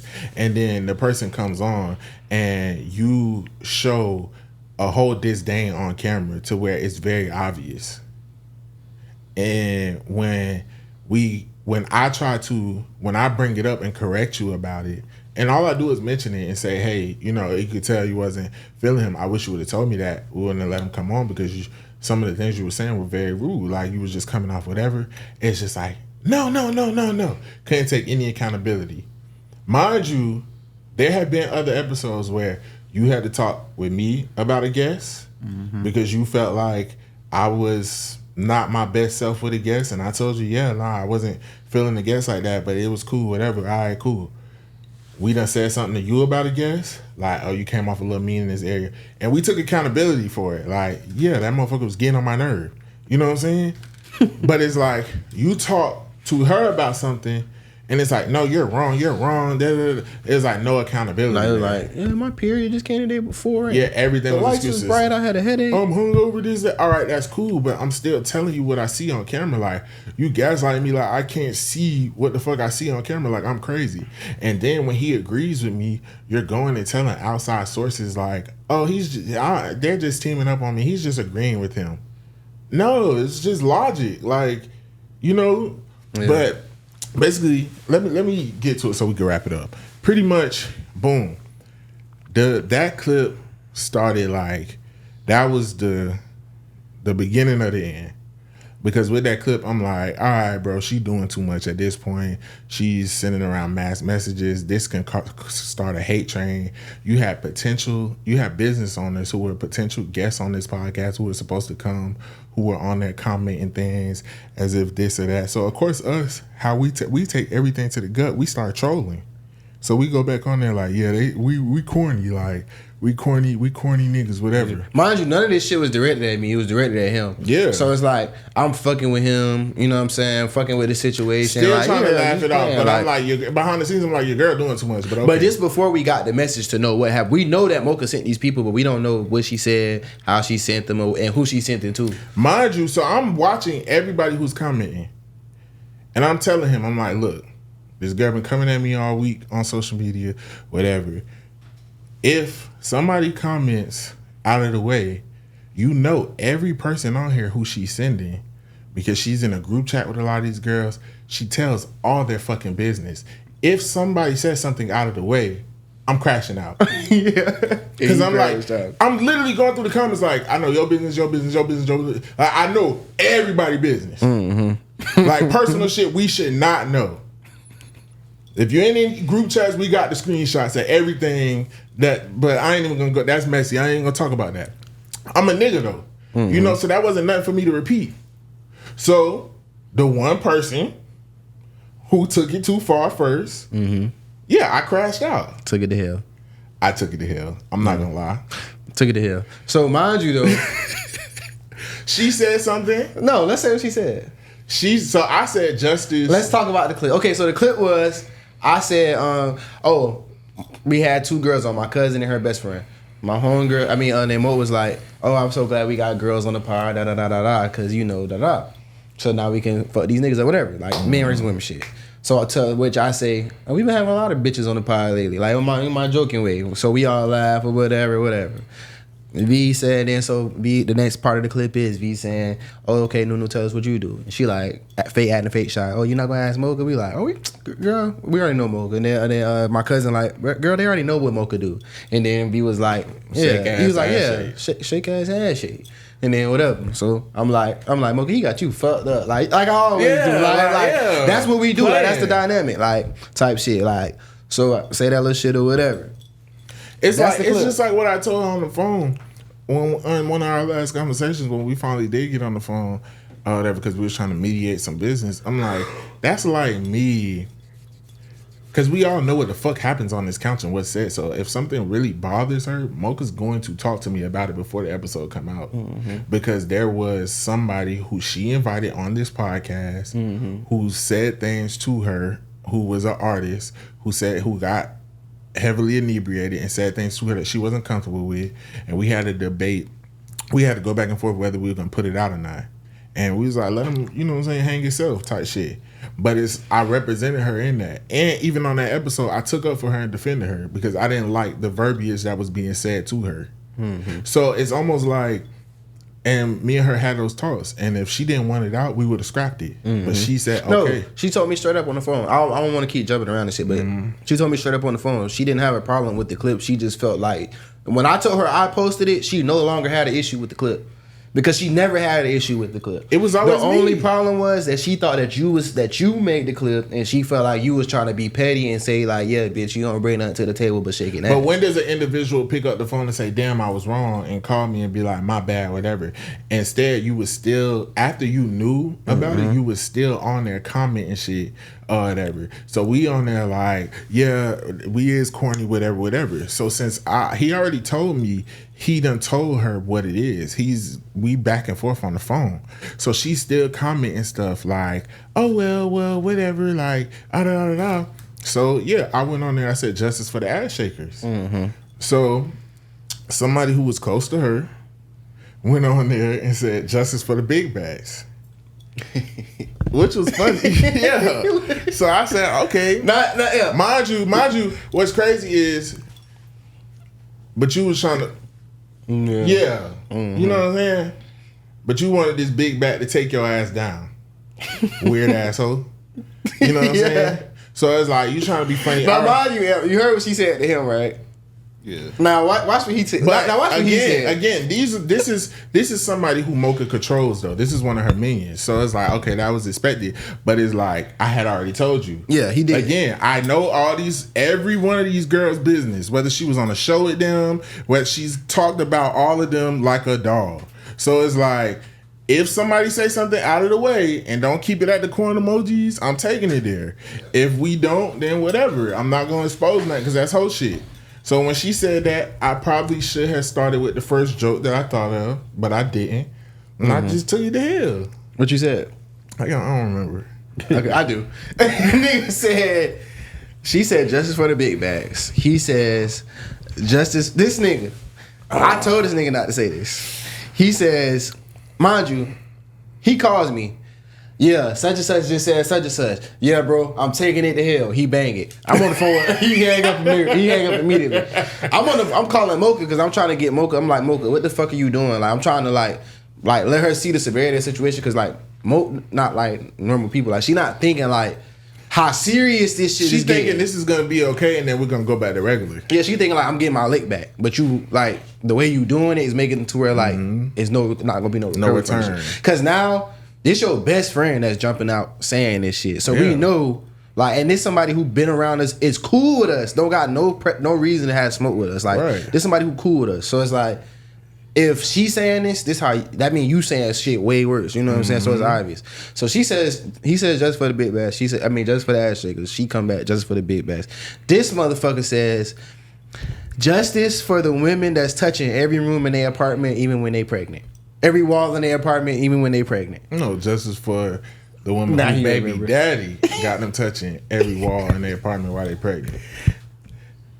That is not an equivalence. Like, I was like, bro. Like, I'm just saying. Mind you, like, the girl. No, like, I had typed in justice for the cross eye. Yeah, because I'm like, the girl got lazy eye. You can go there first. No, it's more than lazy. That bit out of there.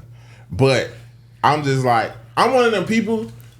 You keep picking at me and you keep poking, and I've been taking this shit all week. At this point, it's like, all right, let's catch the smoke. So basically, from there, I'm on the phone. Mind you, this girl got us blocked because her baby daddy made her block us. Her baby daddy made her block us. Mm-hmm, you're right. I forgot about So that. so who was telling her about the comments? Mocha. She has us blocked because her baby daddy, again, the Mr. hit the wall. If you even DM her anything, he gonna block you. So she got us blocked. So how you even see my comment? I only see her comment because I have access to the podcast page. So bitch, I can see what you commenting on my podcast. Yeah. Bitch, how you know what I'm commenting? Yeah. Cause Mocha. Yeah. So once she said that, you know, I said what I said. My sister got involved. It got really nasty. People, personal business was It coming got really out. bad, and cause V's sister was cool with Mocha and Yeah. all this other shit. So it's My just sister was mentoring Mocha, everything, trying to, you know what I'm saying? But even in those situations, just things that was being told to my sister and personal things, and we just knew like, oh damn, like, okay, this is deeper than what we know. Like, this is some, yeah. But like, basically, you know, my sister got involved because my sister, shit, that's my little brother. So my sister, what y'all hoes on? Woo, woo, woo. They started arguing back and forth, whatever. It got bad. People, personal business was coming out. So I just went and deleted the post. Mind you, I'm on the phone with Mocha about all this happening. So me and her like just hearing ding ding ding, but I'm also like, Mocha, what are you doing? Like I'm explaining to her. I'm like, why is you doing? Why is you got? I'm like, you know, she's people screaming, crying in his phone. I'm like, you know, people sending us this shit. Like, what the fuck Mocha got going on? Like, like you looking like people not on your side with this shit. You know what I'm saying? I'm like, what you doing? Mind you, I probably, bro, if I was a nasty individual, because she did this, I could have went under every comment of everybody she had commented. Yes, if you're watching this and you commented, I know your business. I'm talking about anything you told personal, I know it. But that's neither here nor there because everybody talk whatever. But I could have been a real evil nigga. You this, you that. I could have put everybody's shit out, but I didn't. Only people who I felt like started with me, I came back because I felt like I had been being provoked for the last few days by Mocha. Nigga literally told Mocha, bro, I'm not finna let you keep bullying me. Yeah, like she was bullying me, bro. And it's like I gotta keep taking the high road because I'm a nigga. But this is what you do. You do this with everybody. You fall out with everybody and you do this. You had did it with the other young nigga who ain't do nothing. You just inserted yourself in his business and then got mad when he started threatening you and shit because you did some shit that you wasn't, like, you talking about shit that you don't have no business being involved in. This is what I'm talking about. Things that we just don't do on our idle time.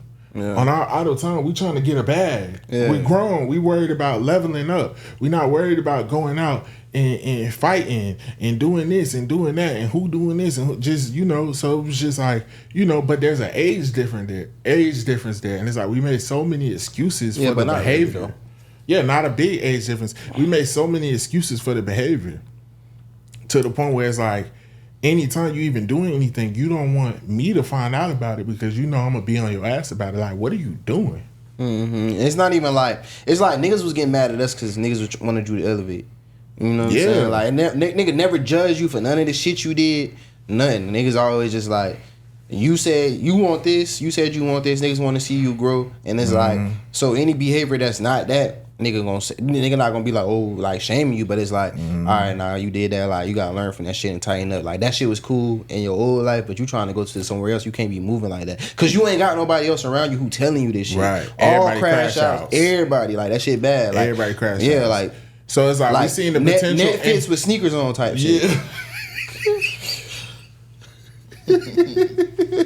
Chill out.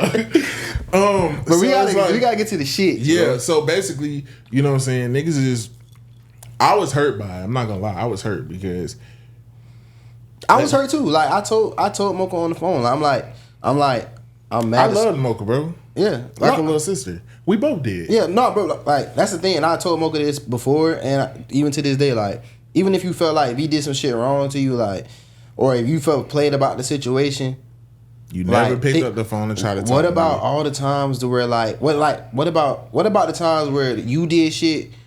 Because this is the problem with and niggas had to suck it up. Yeah, what about the times when you did shit and then we caught the smoke behind it and you ain't catch nothing behind it? Or like what about the time where you went and did some shit that we told you not to do, and that left consequences on us, and you just jumped out and just did shit like that. And but that then happened me a and lot her of was times. already going through something because it was like, also too, I felt like she kept trying to. It was like tension leading up because I felt like she was trying to question my authority because there was somebody that she kept wanting to come on the pod. And I had never, ever put my foot down with who can and can't come. But this certain individual, I expressed to her, this individual was very rude to me for no fucking reason. Yeah. And I just wasn't going. Like, it was just a situation we discussed. We all talked about it. You said your side, she said her side. And it was that. But it was like every time I would talk to her every day, you still pushing me to the point where I finally had to be stern and be like, you know, as outside of the business, as somebody who always looks out for you and anybody who, there's a popular promoter in the city who is supposed to come on, who not only did we push to the side and say fuck him coming on, but also almost like was about to pick up I ain't gonna say a beef, but like just to defend her because of some shit she put herself into. Like, niggas always. It was always shit like that, and then when you get the whole story, it'd be like that's not what happened. What you telling? There's been plenty of other guests. It's like, ooh, I don't like this one. I don't like why. Okay, well, can you play nice, whatever? But it's like, I mean, it's gonna be a problem if this person come on. We never did that. So the first time, it'd be like people like, oh, you guys, you don't like this guy, you don't like this guy, you don't like this guy, and then the guests come, and then it's like we find out you never really knew them for real. Like, you met them probably like one time, and never was no real like. It's like it's just shit like that. We taking and it's like, even stuff now that we just like taking to the chin of people who now know that she's not associated with us no more, who telling us so much shit that we did not know that was going on, that like we were being represented very poorly in the public image. And from now on, like, don't come to us for no more shit like with that shit. Like, we wiping our hands. Like, been wiped our hands. I've been told any individual basically. So that happened. I said what I said. It went left. I just deleted the whole post because it was too much. I didn't want to even look like I'm arguing with females because that was my last comment. I basically just dropped the bomb and left. You know what I'm saying? So it turned up from there. But once people personal business coming out and stuff, I went on ahead, deleted the post. Boom. Then after that, skip to the. Yeah. Let's just skip to the delete and the shit. We don't gotta go through the separation because after that, all that shit happened. I got on the phone with Mocha the next day, and she was like, "Okay, I'm good now. I got my lick back." Mind you, like, people that said shit that like should never be said, never came out. Like, that shit was bad. Like worse than talking about people's kids type shit. Like, that shit got bad. Like, it got bad. You know what I'm saying? So it's like I'm talking to her. I'm like. Cause when there's everything going on, I'm like, I gotta get off the phone with you more. Like, Instagram going crazy, I'm not seeing nothing. So me and her not seeing what's going on.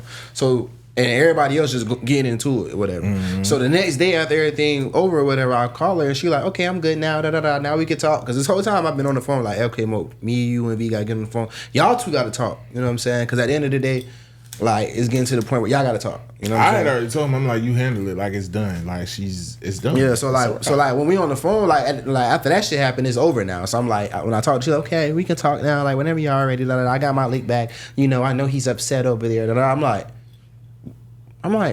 it's over. I'm like, what are you talking about? Are you slow? I'm like, oh, you don't get it. I'm like, Mo, that shit over with. And I'm like, she was like, oh, well, I said, first of all, you already said you quit yesterday.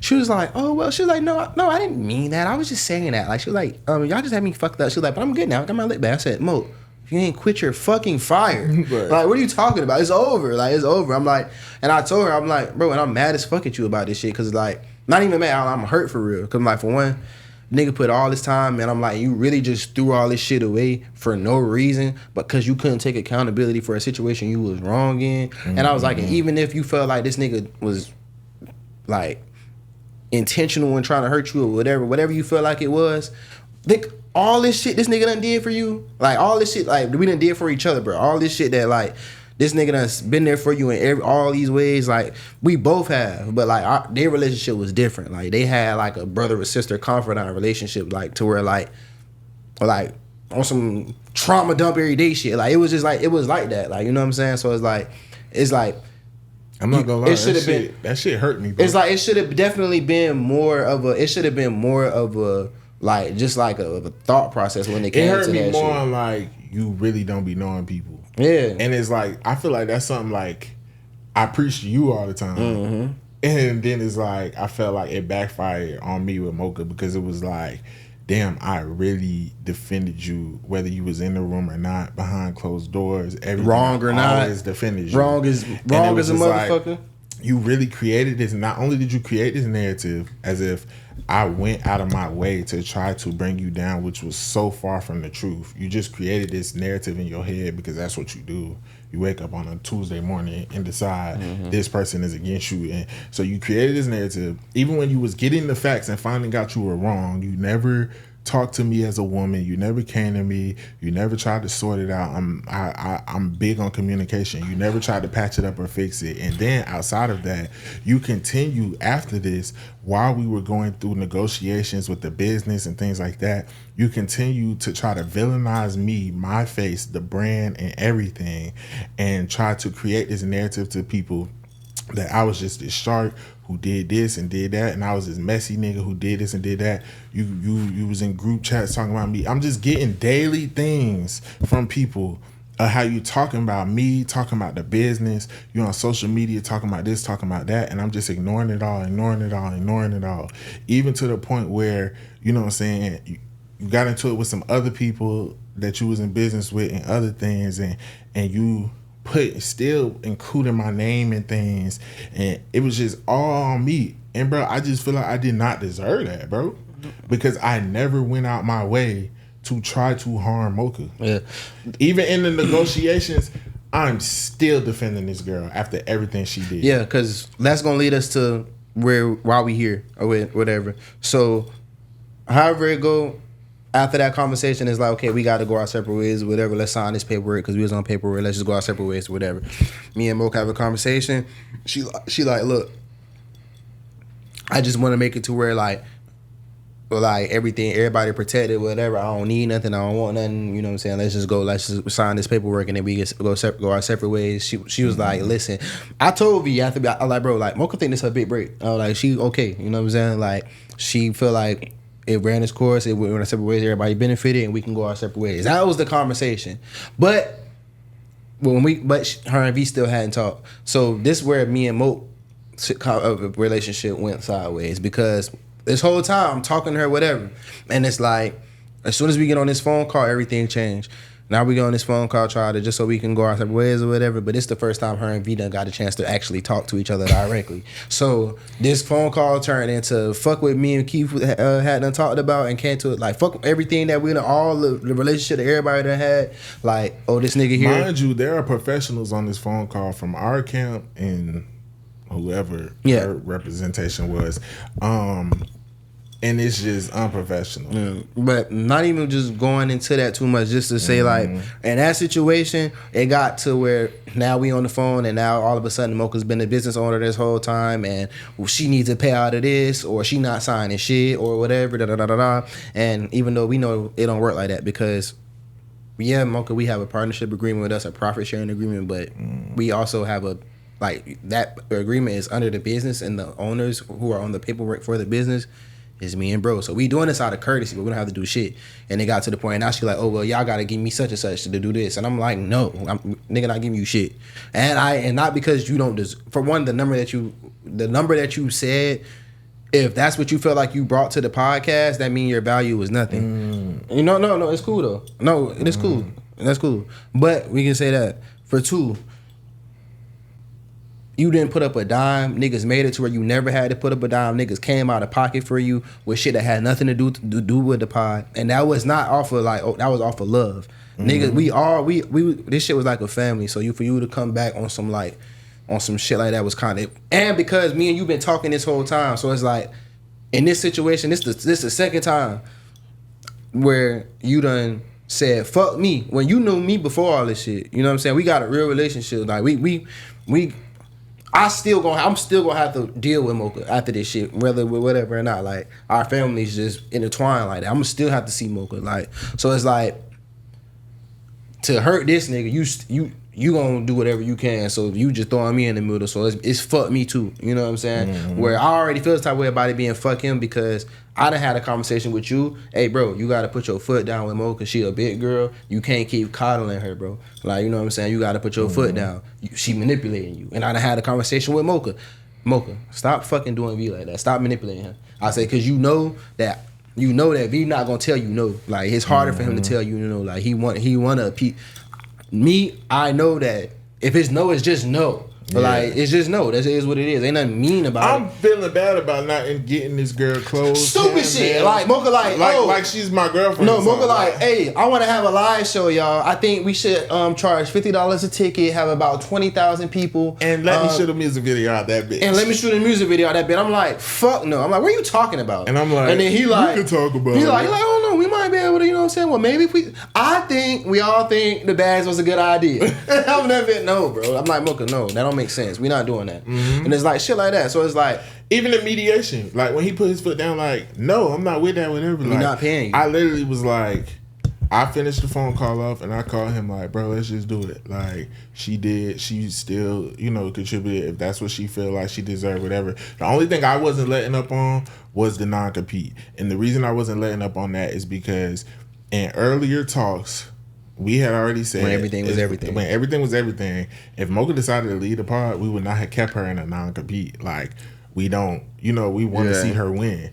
But when you have been going online for 2 weeks now, berating us and downing us and villainizing people's faces and the brand and the name, we already know if we let you out of the non-compete, the first thing you want to do is run on other platforms and try to tear us down. Clout chase. Why would we let you out of the non-compete? Yeah. At this point, now we have to protect ourselves because we haven't protected ourselves for so long with you. We have to. Yeah, but outside of that, in general though, that non-compete, we all agreed to that because we all made it. Yeah, like, it was an investment on the friendship and an investment on the podcast to protect the shit that we all was doing together. So it's like, yeah, like after this shit over, before anybody can do some shit, give it time for the people for the podcast to still be the podcast, regroup, whatever we got to do or whatever. And if anybody understands business, that's a part of business. Like if you watch, like B. Simone and her co-host, both of them did not immediately go into other podcasts. I'm pretty sure there was a non-compete there. That's why they both waited. Yeah. You know what I'm saying?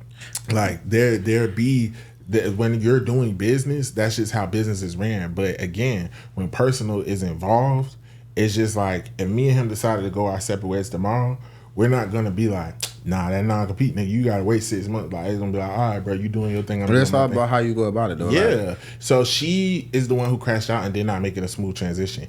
If Mocha would have came and communicated like, look, with y'all getting somebody else to fill in for me, it was just too emotional for me. And then with the clip, yeah, I was wrong, but this is just too much. It's just too much on me. I have too much going on. I'm in the process of this and that. I think I just want to lead the pod. We would have sat down. We would have gave her, you know what I'm saying? Like, all right, we understand whatever, we gonna still support you. It would have been kumbaya. We would have took her out of the non-compete. Everything would have been everything. She could have still been somebody who come back on the pod. All of that. You know what I'm saying? Okay. But it's the way she went about it. Like, you tried to tarnish our business, our face, our brand, our name, and continue to do it. Even after me and you had a talk on that business phone call, and we patched it up at the end, and I said, look, because he got off the car, said, I'm going to talk to K3, we're going to get it done, whatever. So now our representation is talking to them, and we trying to get contracts done and stuff like that. You still crashed out and went back on social media and said, fuck all that. And while we trying to sign NDAs and everything, and still was telling business and doing this and doing that and crashing out about my name and putting me in stuff. And so you just didn't care. So at that point, it's just like, what are we doing? Yeah. So however it go, I was like, fuck no, nigga not paying you. And it wasn't because I didn't feel like Mocha brought value to the podcast. It's because I know that you're asking for this money because you mad at this nigga, and it's just like something else that you can like try to, I know you know what I'm saying? It's like, and we just talked about this. You literally said we could just go outside. Mind you, like, not just like, it's just like, it was just like I knew what this was, and it was like, okay, I see what this about. Because as soon as V said anything on the phone call, that shit went left. Like immediately, as soon as he says, she was waiting for him to say something. It went left or whatever. So however it go, I never was like, yeah, let's do this shit. And then so after he but if bruh felt strongly enough, like nigga we'll pay the bread for you to leave, whatever, however it go. But once it got to but after the shit, like a week later now, here she go back throwing. Now he in a whole nother situation. She put him in or whatever, like to where like multiple, you know what I'm saying? It's just super fucking messy type shit. So now it's like, all right, well, fuck it. Like the NDA, that shit fell through. All that shit fell on through. Me, all type of stuff. Yeah, all that shit Turning fell through. people against me that I'm doing business with, just to the point where I'm having to have talks with him. Like, should I try to explain to this person like how they being manipulated, and really she done told us all day business and she don't even like them for real and hates them and this and that, but she trying to make it seem this way or that way or whatever and things like that. And you know, there were other things that went on or whatever where with other people and stuff, it just got real messy, you know what I'm saying? And it was like fingers was trying to be pointed at me, and then it's just like I had to let other things, because I do other things outside of this, whether it be trying to like do music, things like that, whatever. And it's just like you spreading lies on me, trying to tarnish my name. And like, let's be real, like if I was a crash out and a hoe ass nigga, like nobody will like you. Yeah. But I'm not finna do that. You know what I'm saying? I'm not finna do what you're doing to me. And I'm like, if these people want to be manipulated by you and believe these lies and this and that, and they don't even know the things that we know that you told us about them, okay, cool. We not even finna do it. And I still to this day not finna open my mouth and tell these, you know what I'm saying? Because it is what it is. Yeah. You got to let people learn on their own. That's God to do. But she was still doing stuff. And then the last conversation we had, I was up till 1 a.m. one night dealing with drama, all type of shit that coming to me from social media. I'm not interacting in anything. My name being put in stuff. She telling lies on me, this and that, to the point where I had to get on the phone with another business owner in Mocha because she's spreading lies about me. And then when I'm asking, so Mocha, I said this, I did that, I whatever, you copping please. No, he didn't say this, he didn't say that. To where this person was coming at me crazy, like, bruh, and I'm like, what? So I had to get on a 3-way call with 2 grown individuals, and then you copping please. Then I'm like, oh, y'all leave me alone. Like, cause you sitting here falling for the shit. And then that individual, me and that individual chopped it up. We at a better place now, whatever. But it was like, this is the things I was having to deal with. And then even in those last conversations, you texting my phone just with delusion. Oh, you're obsessed with me. Haven't spoke on this girl in the media. Haven't spoke on whatever. Niggas is obsessed with you because somebody else that we all do business with learn how you really moving and seeing how you moved with us, and you mad because you try to rally people up. You send around mass messages, you get in group chats, you try to rally people up and make them go against people who was there for you. So because this one person found out the trickery that you was doing, you're mad because the truth came out. Because this is somebody I was doing business with too. So you trying to paint it as one side. Mind you, we getting screenshots every day of things that you put in on your page, on your story, this and that, people hitting us up. It's embarrassing, bro. We not saying nothing. Nothing. We just being quiet. I'm not saying nothing. And I know everybody's looking like, damn, is V really a fucked up nigga like that? Damn, what's going on? People even questioning the dynamic of the relationship because you're doing so much. And niggas is still being quiet. So how did we get here today? Outside of all of that, because I still roll with the punches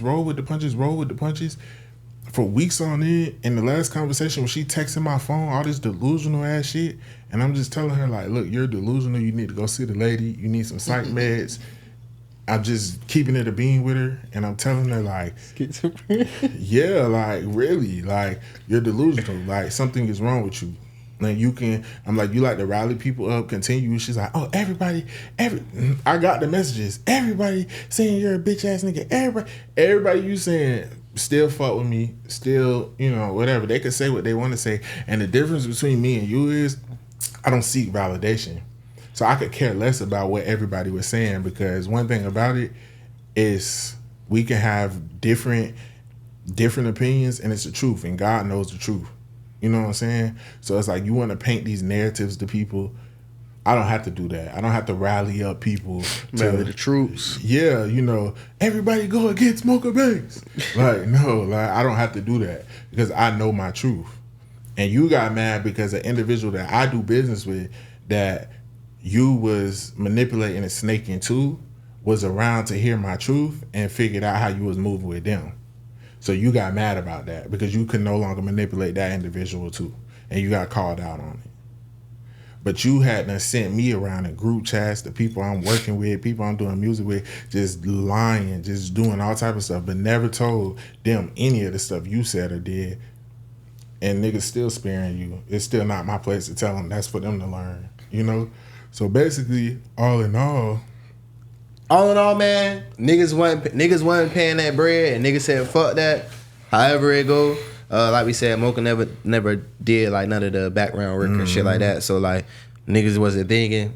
Mocha logged into the YouTube and deleted all our episodes, and we found out it was you because we actually used technology and shit. So nigga can figure out. I was gonna tell you what device did it. And track, and we figured out the device. We saw the first day the person logged in. I knew which day it was because I was out of town. I asked Mocha to do something. She did not get it done, so we had to go another route. And that's how I was able to figure out. That's how we was able to, you know, what I'm saying, figure out what happened, when it happened, and where it happened. And Mocha deleted our shit and deleted. And we have not said nothing to her about it. We ain't addressed it. It's pointless. You know what I'm saying? You know, at the end of the day, I'm gonna keep it 1K. Nigga wish you the best or whatever, because at the end of the day, you know what I'm saying, this shit when it was what it was special. But you know, niggas showed you mad love. Niggas was mad patient with you. Niggas like took you in like on some like mentorship shit, like on some, you know what I'm saying, like. And because we was all in a space to where, like, at that moment, we all really needed each other. So this shit was really like some family shit. Let's keep it 1K. Like, for you to go around acting like niggas did you wrong when niggas ain't never did nothing but show you love. You know what I'm saying? And you know that, like, our families ain't did nothing but show you love. You know what I'm saying? Like, outside of us, our families done looked out. You know what I'm saying? Outside of you, niggas done looked out for your people. You know what I'm saying? Like, so all that shit is just crazy, and it's always been love here. Niggas ain't never steered you wrong. Niggas rolled with you when you was dead ass wrong. Niggas rolled with you when you was right. And even when you was wrong, niggas understood how you even got there, and we never judged you. And that's why you felt safe. And you probably crashing out right now because you ain't got nobody around you who gonna hold it down like that. But niggas still wish you the best because you still got potential to be somebody or whatever. But you just got some fucked up ways, and your ego mean more to you than anything, and you gotta work on that. And I've been told you that, so I don't feel no type of way saying it here. This, you know what I'm saying? Nigga been said all that. But with that being said, you try to turn some shit that's gonna feed niggas kids. That's gonna, like, you took it too far, so it's fuck you forever. But it ain't no smoke though. You like do your thing. And you know there are steps that we could have taken to be nasty back, but one thing about it, like, God for just been working on me. It's like, for what? Why stoop that low to? Why even? We got blessed immediately. Same day. Like damn, that shit was already. It was already blessings on the horizon. Really, honestly, since the separation, there has been a lot of like opportunities that's come, and not saying because people don't fuck with whatchamacallit, but sometimes the energy just don't be right, and God removes some shit to take you to the next level. Because it's definitely the energy. We got a dark energy from around us. Opportunities have come. We are advancing on to a next level. I want to congratulate us on finally being to a place where we are at monetization.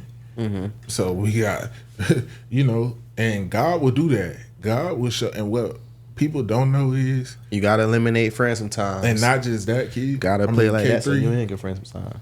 Right before all of this happened, I did a revelation prayer, bro, and God always shows up on time for me. I just don't talk about it, and I damn near cried when I did that prayer because I was having these dreams and stuff, and I could feel something was coming and something was about to be exposed. So before God gave us the blessings that He just blessed us with, He allowed her to show how she really could be. Yeah.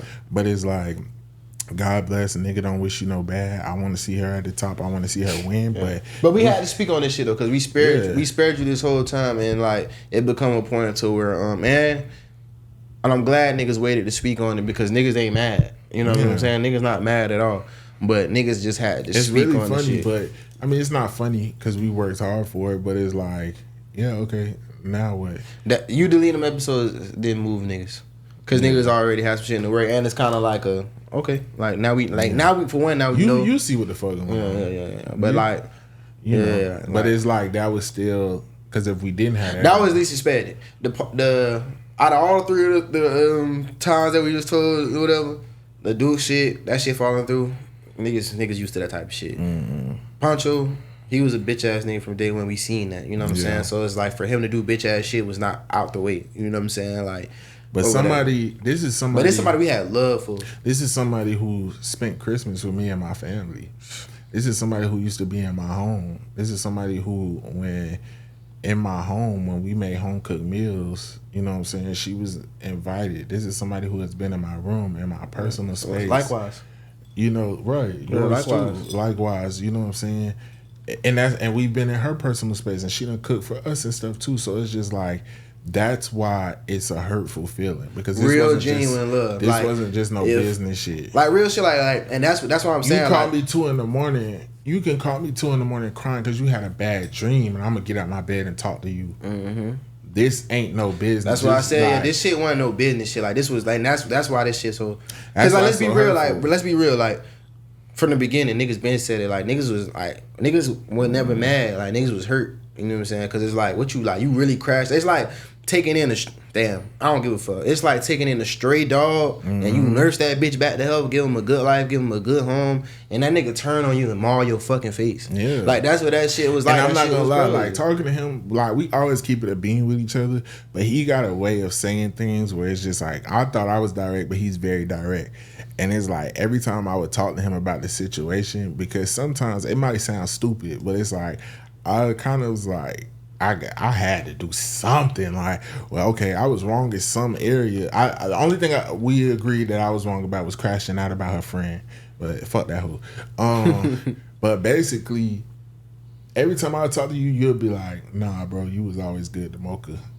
Yeah, I ain't gonna lie, that would fuck me up. Cause it was like I could talk to other people about it and they gonna say that, but when you tell me that, cause I know you was here during the whole time. That's why you was too good, and she knew that too. That's why I'm like, I had this conversation with her, like, and I had a conversation with you too, cause I told you, bro, you been felt some type of way about how Moke was treating you as a friend, and you felt like she was like you should have said something to her. You know what I'm saying? Because she noticed it and she crashed out, and because. You owe that to yourself, really. You know what I'm saying? You should have been. But I was already backing up beforehand because I felt like I needed to set boundaries. It wasn't. Yeah, for more professionalism rather than the friendship. Yeah, and even with me doing that was already causing friction and problems. So it was just like everything. You know what I'm saying? Yeah. So it's like I told you where like the shit, but like bro, like niggas was good, like we were good to Mocha, bro. You know what I'm saying? Like, but outside of that, bro, like.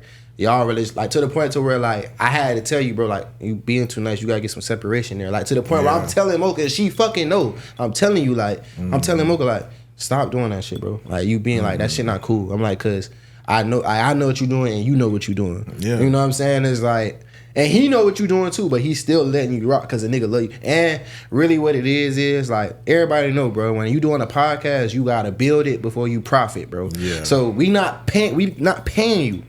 So it's like, if a nigga not paying you, niggas doing, that's why we did everything we could to show her how much we value her. Whether it be listening to her problems, whether it be like all the reassurance in the world, whatever it is. Hey, you can do this. Building you up, building your confidence up from the ground when you didn't even want to speak on this motherfucker. Yeah. Like to the point where you barely spoke on here, to where we got to tell you, no, your voice is important, your perspective is important. To where like all this other shit. So it's like, yeah, nah, niggas was real good about it. Going around and telling things that we as a collective like supposed to like just not speak on or fabricating truths. You know what I'm saying? Just like there's a lot of things that had gotten back to us since the split, and it's just like, damn, who are we working with? Yeah, niggas. Like, you was just going around talking willy nilly, crazy, telling lies about people. You know, it wasn't just me. She lied that's on what I'm him saying. about some Niggas real like big shit. And before, And he like, just took it to the chin every time. Cause like let's be real. Like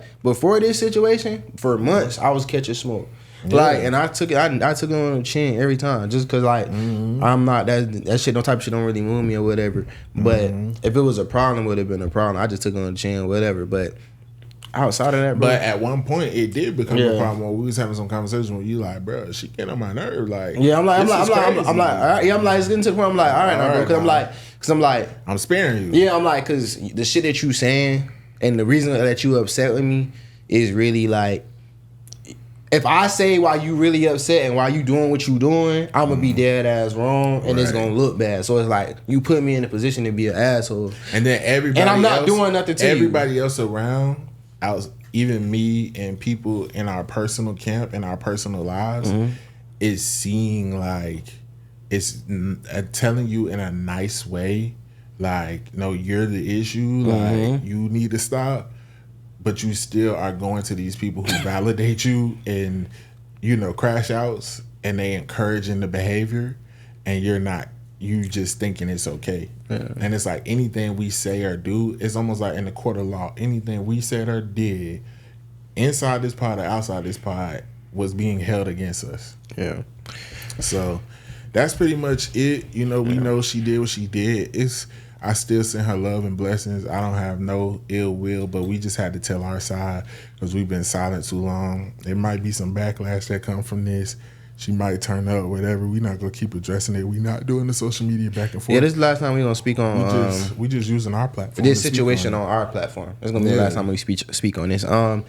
We are posting all the old episodes on Patreon. If you're watching this, you definitely know about the YouTube. So check out the Patreon. We're gonna have the unedited version of this episode on there. Well, of course it's gonna be edited, but we're gonna have the uncensored, uncut version of this episode on there, and we're gonna have the previous versions unedited. So any of those episodes where we were talking about when motherfuckers was getting too drunk, doing too much, they're on Patreon. They won't be on YouTube though, but they behind the paywall. Y'all can tap in. And basically, like, bro, we built this shit brick by brick, and that's what we're gonna do. You know. We built this shit brick by brick, nigga. And I'll be damn if you gonna tear it down because you don't like how the way another nigga talk. Straight up. And again, on the YouTube, if you're watching this, you're on YouTube, but we put all the episodes that we recorded from this studio on. Go run them up. Go give them a like, a view, whatever. And let's just get back into the swing of things. Yeah, man. And also, man, peace and blessings to everybody out there, man. This person didn't ask for recognition, so we not gonna say your name because we ain't doing like that. But shout out to you. You know who you are. We appreciate everything. A real one. You're a real one, and we gonna take good care of you. A real. And by we I mean me. Well, yeah. Shout out to you. You a real one. I'm a married man over here. I don't know what you hollering about, but I don't know what she's talking about. I was talking about some business shit, but yeah. Yeah. But shout out to you. You a real one. We appreciate that. So yeah, this episode was a little different, but if I gotta tell it, then I gotta tell it all. Be down there, cry. Chill out, bro. Chill out. What's up with you, man?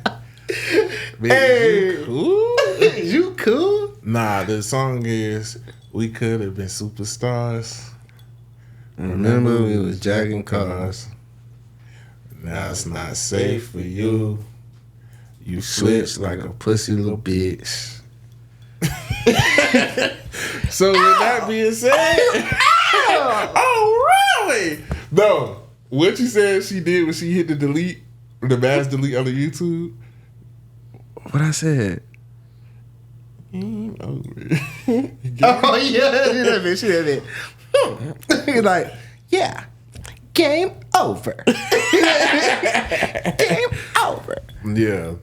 But no, that's that. But not like now that everything is everything. The shit is hilarious. Like thinking about like Mocha, like logging into the computer Yeah, and deleting nah, our it's shit. I know What's she so just felt funny is, so. like, I know she felt so wrong. We literally like still talk about her in like laughing terms. Like we be laughing about old shit. Like we don't walk around with hate in our blood. Nah. Like, bro, we hate that hoe. Like Niggas not mad at her because we know she crashed out. Like, and niggas ain't. The niggas, when you know you did like was good to people and shit. Like niggas know she Yeah. crashed out, and we know that Moat be crashing out. So it's like we can't fuck with you again. But niggas not mad at you for being yourself. it's at the point where it's like paint whatever picture you want. Yeah, it's still love. It's like that Chrisette Michelle song. Blame it on me. Say it's my fault. Say I'm a liar, a cheater. Say anything that you want. I really don't care. Really don't care. I ain't crying no more. Crying no more. I don't remember the rest. But In a broken heart. as long as it's goodbye. So wish her luck. Can never do business again. You know, it's all love, but you a stranger. Yeah, that dead. shit. Yeah, It's all love. That Wish shit you the rap. best. Shout out baby featuring girl and Denver's. all that. We hope you. Yeah, we see you at the top. Like your sister said. But we done. Kind of man I got out of you. Yeah. Hey, but nah, Nelly.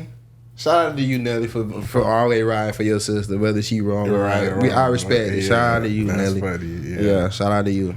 Yeah, nah. You that's- shot the fuck out, but shout out to you. I was supposed to be, I guess. Like, you supposed to ride for you. Yeah, she was on your ass. Yeah. But yeah, let's sign out, bro. right, Y'all man. gonna get a regular episode next time, but you sign out. All right, so it's your boy Low Key V, And this your man, K3. and this is Paid N Bazed. It paid a bad house. Get money and wash your ass out.